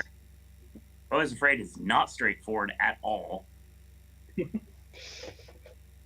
Oh, Brian mentions the Tonys are not going to be airing. Not surprising. Pete Mitchell in Top Gun Maverick is one of the best stepdads, says Josie. To the shock of absolutely no one, Josie says Triangle of Sadness is her number one.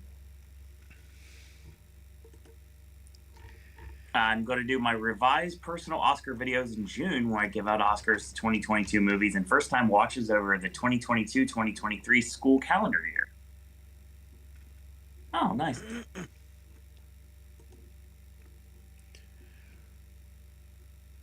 When I saw Beau is Afraid, someone in the audience at the end said that's how they end it. Yeah, I get that. All I got in that theater, Josie, when the movie was over, when the credits were rolling, and that one scene was up there, and it was the only thing I had to stare at for like the next 15 minutes of me staring into the void of the abyss, quite literally, and watching people leave the theater in dead silence. Tells me all I need to know. I walked out of the theater. I told AJ this. Walked out of the theater, and someone was getting ready to clean the auditorium, and they looked at me and I was like, "So, what did you think of the movie?" I was like, "Well, I guess I'm just not an Ari Aster fan." Did you like your movie? No, I didn't. To each their own, though. Cinematography game time. Are we ready? What is this again? This is the Brian game from the 60s. Cinematography. We take the winners and we determine if we agree or disagree. And then we get to pick the next category and decade afterwards. But first, and it's if we disagree with the winner, we pick another one of the other nominees. Is that what it is? Yes. This is going to be the Ashley and AJ show. But before we start this, thoughts on Manhunter? As we're talking about earlier. I'm sorry to give you the cheap answer, but there's a video on the channel. That's a shoot. Me and my brother did the whole. Because I so want to do it for Movie Club. me and my brother did the whole Hannibal lineup in one video. Yes, we did. Video, as far as movies, anyway. Yeah, video is available on this channel. All right. So, we're going to start in 1960. Black and white. Sons and Lovers, The Apartment, Fact of Life, Inherit the Wind, or Psycho. Yeah, it's I mean, part of me wants to say Psycho, obviously, but Sons and Lovers is fucking beautiful, so that deserved it. It's going to be hard for me to answer these because I haven't seen most of these movies, but for my answer, I'd go with Psycho.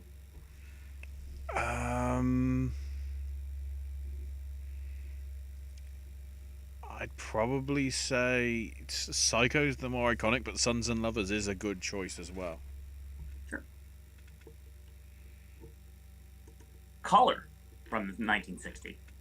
Spartacus, or its challengers, The Alamo, Butterfield 8, Exodus, or Pepe. That's a fucking boring lineup. I guess it's Spartacus by default, I guess. The only other option I would give would be Exodus, but yeah, Spartacus is my answer too. I cannot believe a movie like Pepe got as many nominations as it did.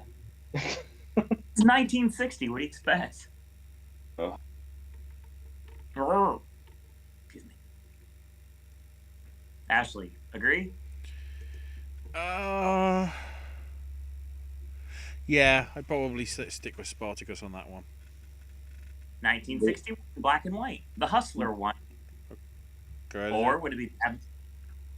Huh? Whenever someone talks and interrupts me, I have a feeling they have something to say. I thought AJ was saying something. Huh?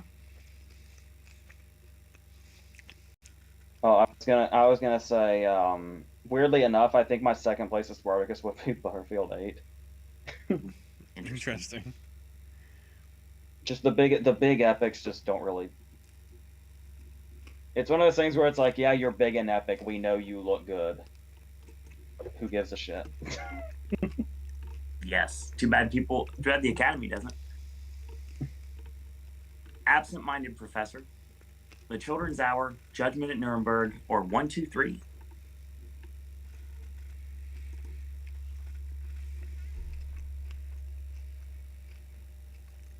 I would say Nuremberg is actually oh my god, what's the fucking word? A good alternative? Close enough. It's not flashy in the traditional sense, if I remember. Like, understated, how I remember it. I'd stick with The Hustler, but Nuremberg would be my sort of number 2. I'd probably have to shout out The Absent-Minded Professor.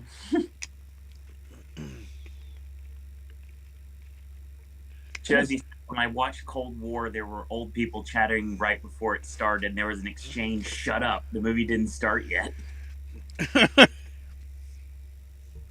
Yeah, and what's this thing about, and AJ, you probably deal with it too, and I'm sure you do as well, Ashley.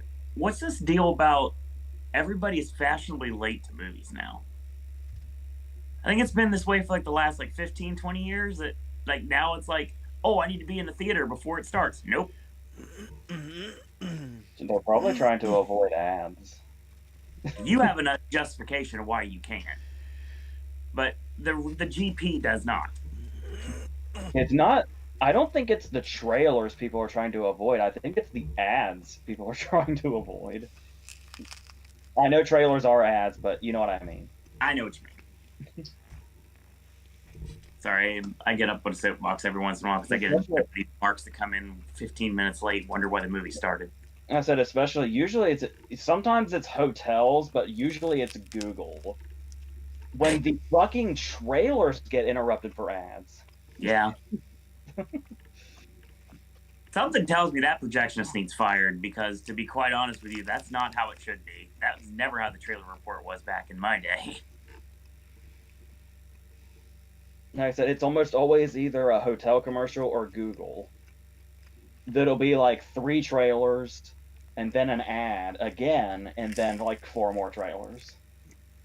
And my response is, dude, just because you haven't seen Nicole Kidman yet does not mean you don't need to be respectful around the people that are trying to watch trailers.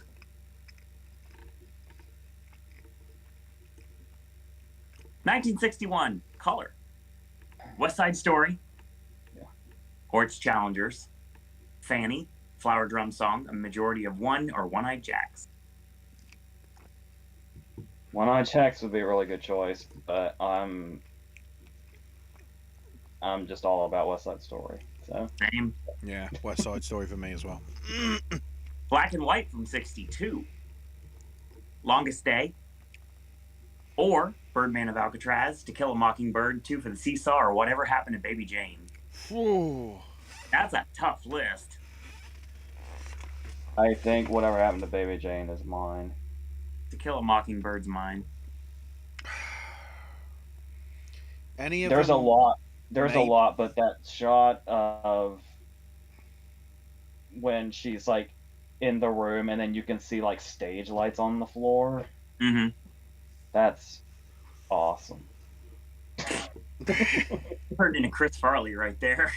You remember that time that there were stage lights on the floor? That was awesome. 1962 Color.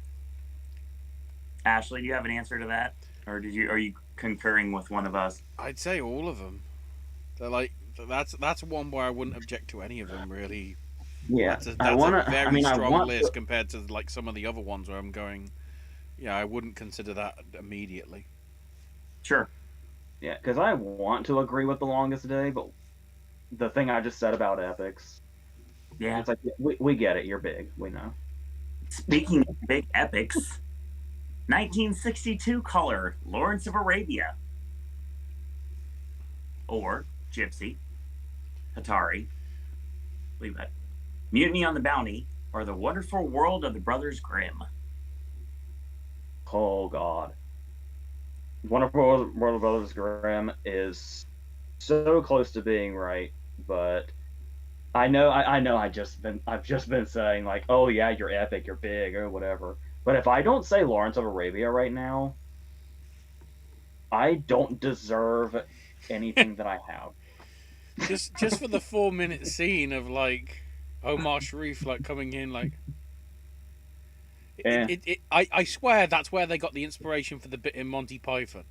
That very logical. 1963 Black and White. The winner was HUD. Is Ashley also saying Lawrence of Arabia? Yeah. Or? It seems like it. Definitely. The Balcony, The Caretakers, Lilies of the Field, or Love with the Proper Stranger.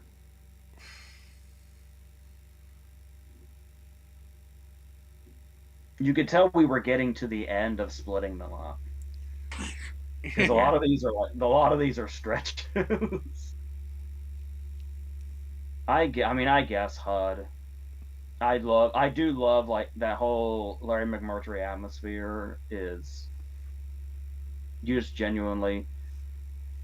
I know Texas is kind of a hellhole. Reading Larry McMurtry or watching movies that are based on his work almost make me want to move to Texas. Now, mind you, they're set in like the fucking 50s, but still. Texas in the 50s, we're good. Yeah, in those quiet towns with like nobody in them, because in the Larry McMurtry books, HUD and the Last Picture Show are in the same universe, Oh, that makes sense. and just the essence of the Last Picture Show is like you just want to live there, even though it's dying. You still that's Fair. so yeah. I'm gonna say HUD. Ashley, you have an answer. Between HUD or Lilies of the Field, I would say. Okay. Caller from 1963, Cleopatra won, but its challengers, Irma La Duce, take a shot. How the West Was Won, The Cardinal, and It's a Mad, Mad, Mad, Mad World. Was the one. Yeah. Once again, we get it, Cleopatra. You're fucking big. You're enormous. No. Ashley, do you concur? I'm torn between Cleopatra, How the West Was Won, and Mad, Mad, Mad, Mad World. Because they were sort of all epics of their own front. You know, Cleopatra was pretty long. Mad, Mad, Mad, Mad World, depending on which cut you've got, is pretty damn long in itself. And then How the West Was Won was totally made just for Cinerama, where the screen was about the size of the continental United States, because they wanted to make it look that vast. That was like 360-degree cameras before they were famous. All right.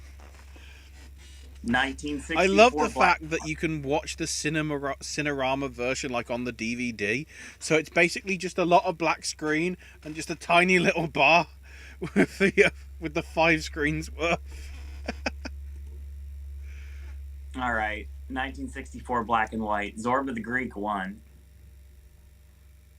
The Americanization of Emily, Fate is the Hunter, Hush Hush Sweet Charlotte, or The Night of the Iguana. No, the iguana, but Night of Iguana.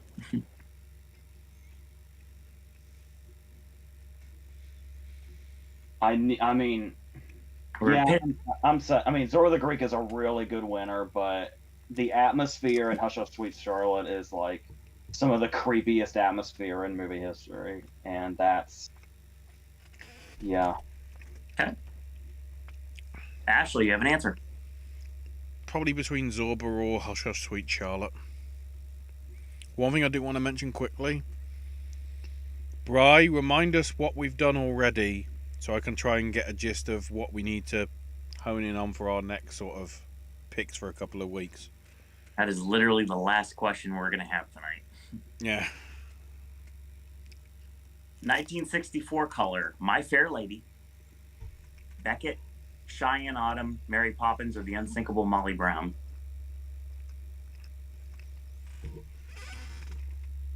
And Autumn's not a bad choice. Weirdly enough, it seems like westerns are the ones where I don't. If they're going big for big's sake, I actually don't mind. I like My Fair Lady a lot. I think Mary Poppins would be my go-to otherwise. Yeah, Mary Poppins just has this sort of look about it that's really. And I've talked before about how, like, I don't even have an emotional attachment to that Mary Poppins. Obviously. But there's still something about it that's. I don't know if that'd be cinematography related or not. I actually I might be more thinking about production design when I say that. So I'll go with Cheyenne Autumn. Ashley, answer. I'd probably stick with My Fair Lady, but I'm pleased to see that Beckett made it in there. Okay. 1965, black and white. Is it Shop of Fools? Ship of Fools. That's what I thought it was, Ship of Fools. That's why I was confused. Ship of Fools, In Harm's Way, King Rat, Moratori, and A Patch of Blue. kind of underwhelmed. Probably either Ship of Fools or King Rat. That's a pretty weak list. You can tell we're now getting to the point where we're literally like, we need to cut this category. I find that ironic because when we get to the next one, it's like the last year that we have it, so it's got a strong list as well, but we'll get to that in a minute. Yep. I'd probably say King Rat, I guess. Okay. Ashley. Ship of Fools or King Rat? 1965 was the last year that it was split. Its color lineup. No, 1960. Take a shot. Anyway, color. Dr. Zhivago. The Agony and the Ecstasy. The Great Race. The Greatest Story Ever Told. Or The Sound of Music.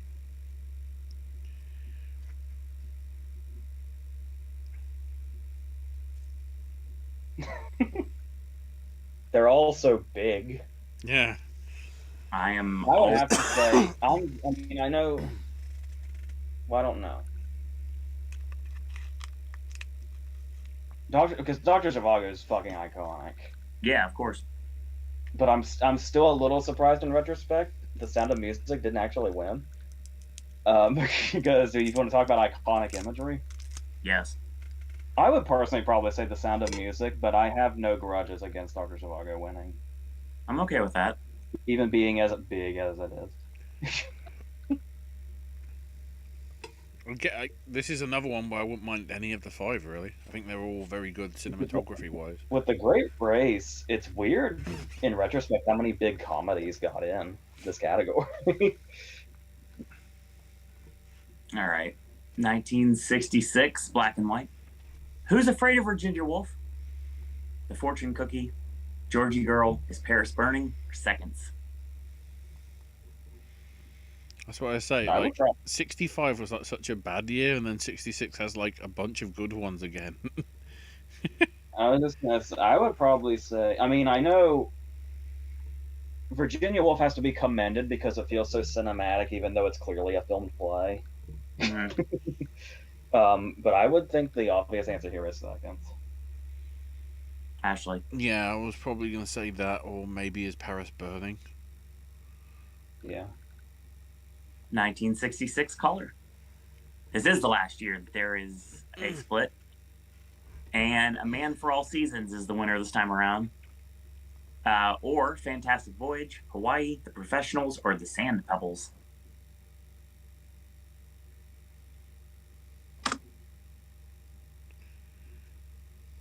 Good lineup too. Once again, a lot of big for big sake stuff. They probably made the right call with The Man for All Seasons.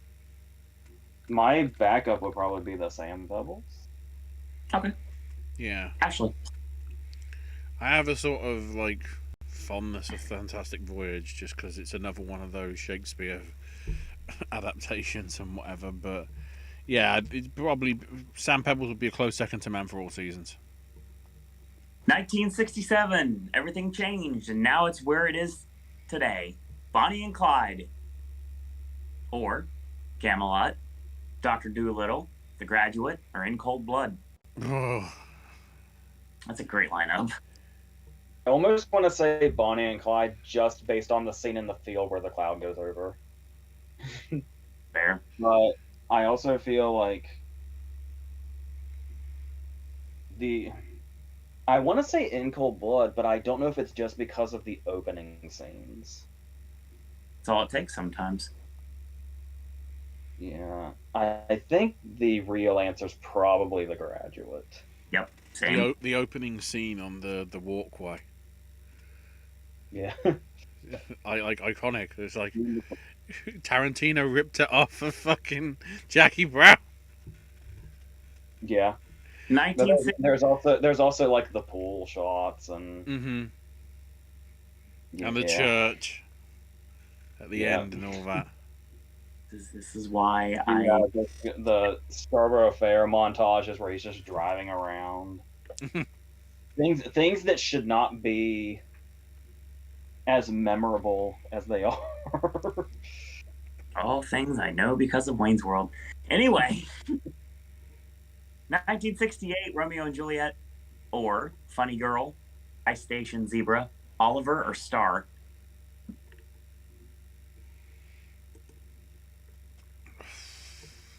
almost want to say Oliver, because Oliver's so good. there's a lot of kind of sort of like we were talking about with Virginia Woolf. A lot of Oliver just feels like sets. Yeah. They don't feel like real places, but there's still something so cinematic about them. Okay.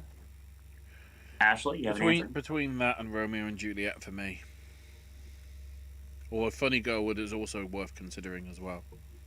Oliver's the answer I'd go with, but I would be okay with either Funny Girl or Romeo and Juliet.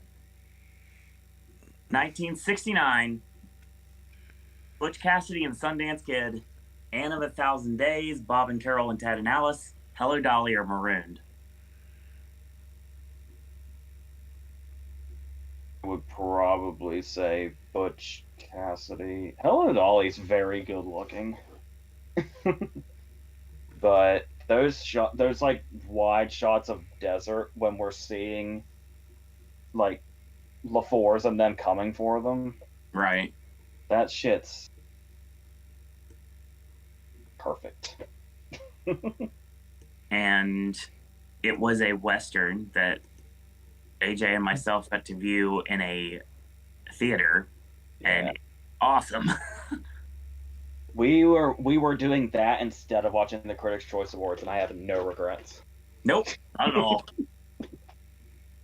So that ends the game. Brian says the next category and decade. We still have visual effects, costume design, makeup and hair, sound, original score, and song.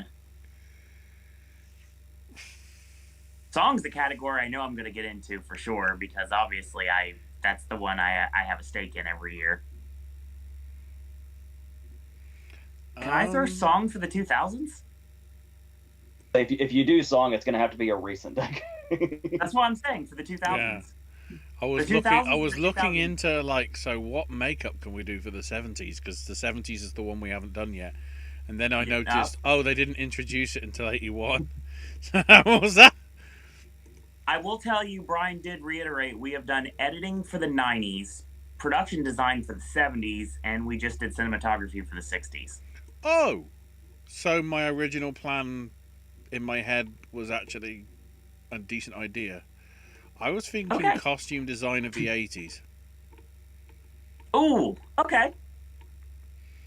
Because you've got a lot of sort of those epic style films in there, but you've got also like ones that have got like some iconic outfits and whatever that may have missed out or things like that. So I'm voting for Smokey and the Bandit.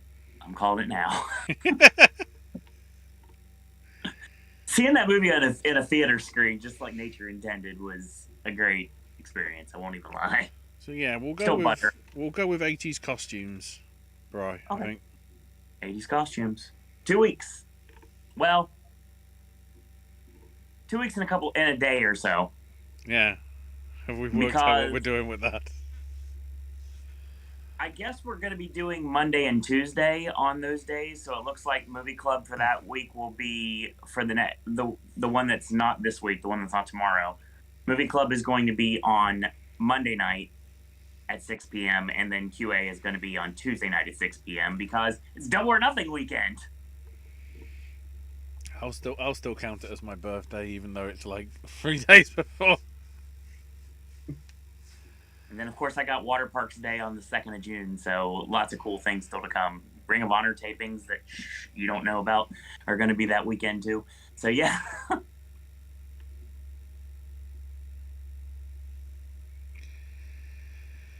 Let's see. I think someone else just said something in chat. Brian says, got it. Cool. Then we're going to do costume design of the 80s in 2 weeks here on Pop the Question. That'll be fun. I can actually chime in on those ones. That's your show for tonight. I want to thank Josie. I want to thank Brian. I want to thank Spencer for all your comments. If you didn't say anything in chat, thank you for showing up and checking out our show. We do this QA Steez every 2 weeks here on Popcast Network. QAs are going to be very interesting throughout September and October. So stay tuned for more information about that stuff and the calendar for September and October, which the time that AJ takes over the network, literally. Me and my brother shot something today for that. Excellent. Oh. Me and my brother shot the video today that's gonna go up on Halloween. Nice. Very cool. I just gotta make sure I don't lose that video between now and then. You can send it my way. I can leave it on my desktop so it's safe. Yeah, I'm gonna make edits to it and then probably do that. So Brian says 80s costume with the personal lineup of 2012 is coming up in 2 weeks here on Pop the Question. I'm down with that. That sounds good. 2012 was a rough year. In many ways. We'll get there. That's your show. Thanks everyone for joining us tonight. Tomorrow, 6 p.m. Eastern Standard Time, Chris's pick of Mystery Men is going to be your newest episode of Popcast Movie Club. Forgot how much I really love that movie, and I forgot how much I still remember the words, the dialogue. I did not remember how much I remember the words, and it made me so happy to see Eddie Izzard again. Because I don't see him nearly enough in life. Eddie Izzard, and I believe his first movie. It has to be. There's no way it's not. I was thinking the Avengers was either the year before or the same year, but he before has called Mystery Men his first movie, so It's definitely down to the, like, I'd say months between the two movies, honestly. Because that was back when I was watching Dress to Kill on a regular basis, and I knew that special like the back of my hand. Then I see him coming out as Tony P. I was like, oh my god, let's go! And Dane Cook's in this too, and Kel Mitchell and Paul Rubens. I mean, oh my god, this is amazing. Looking at his filmography, Avengers and Velvet Goldmine were both 98, so they're... Velvet Goldmine makes sense, yeah, I forgot about that one. They're his sort of first two. He was also in The Secret Agent, which is some British drama thing from mid-90s. Sure. Well, I suppose we're getting a little ahead of ourselves, so we can probably end Take it home. It's 2.5 hours into the show tonight. That's going to be your show. Once again, thanks for joining us tonight on Mother's Day, or Matt Cardona's birthday, or the best day ever, or whatever you want to call this random Sunday here on the Popcast Network. Oh. That is not a Sunday, weirdly enough. It doesn't feel like one at all. Find out what May 14th is also infamous for in history. That's good. Nope. Oh wait, nothing. All right, fair enough. Well, we've killed enough time that there's less than an hour and a half until Barry shows up. So maybe I'll be able to force myself to stay awake for another hour and a half. I hope so, because I don't want to wait. I can't wait anymore. That's fair. So tomorrow, 6 p.m. Eastern Standard Time, we're going to be talking Mystery Men. Ashley, of course, will be throwing out some content soon. He just basically mentioned he was. So we got some new Ashley videos coming soon. Follow him on Twitter at AshIsMyNameUK for all your retweeting needs. Literally. Did Star Wars get brought up because it's George Lucas's birthday, or is that just coincidental? Very coincidental. Yeah, so AJ, of course, cannot be, just like Keith Richards, cannot be killed by conventional weapons, and also it cannot be found on any form of social media. If you want to leave him a comment, you're more than welcome to, or if you'd like to just come here on our QA shows and ask him a question yourself, you can do so. AJ content is more reviews coming very soon. Actually. Sometime in the middle of the week, the next video is gonna be John Wick 4, Air, and 80 for Brady. I like all three of those movies for different reasons. Because I wanted to make sure I rewatched Air. Because I already loved Air anyway, but I knew it was gonna be better a second time. I'm glad you didn't go ahead and you didn't watch Blackberry in the same day you watched Air, because you have the same problem we have with Birdman and Whiplash. Well, I want to do Blackberry and Fool's Paradise together. I may not see them together, but I want to do them together in a video, and it sounds like that'd be one of those cases of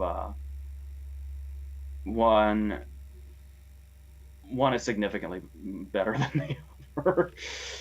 You will laugh hysterically in Blackberry. That whole theater was rolling during the movie. I mean, I had a decent screening too, honestly. So yeah, I'm just hoping Blackberry, it means we now fantastic. get. If you haven't seen it, go see it. I'm just hoping it means we now get more Nirvana the band the show.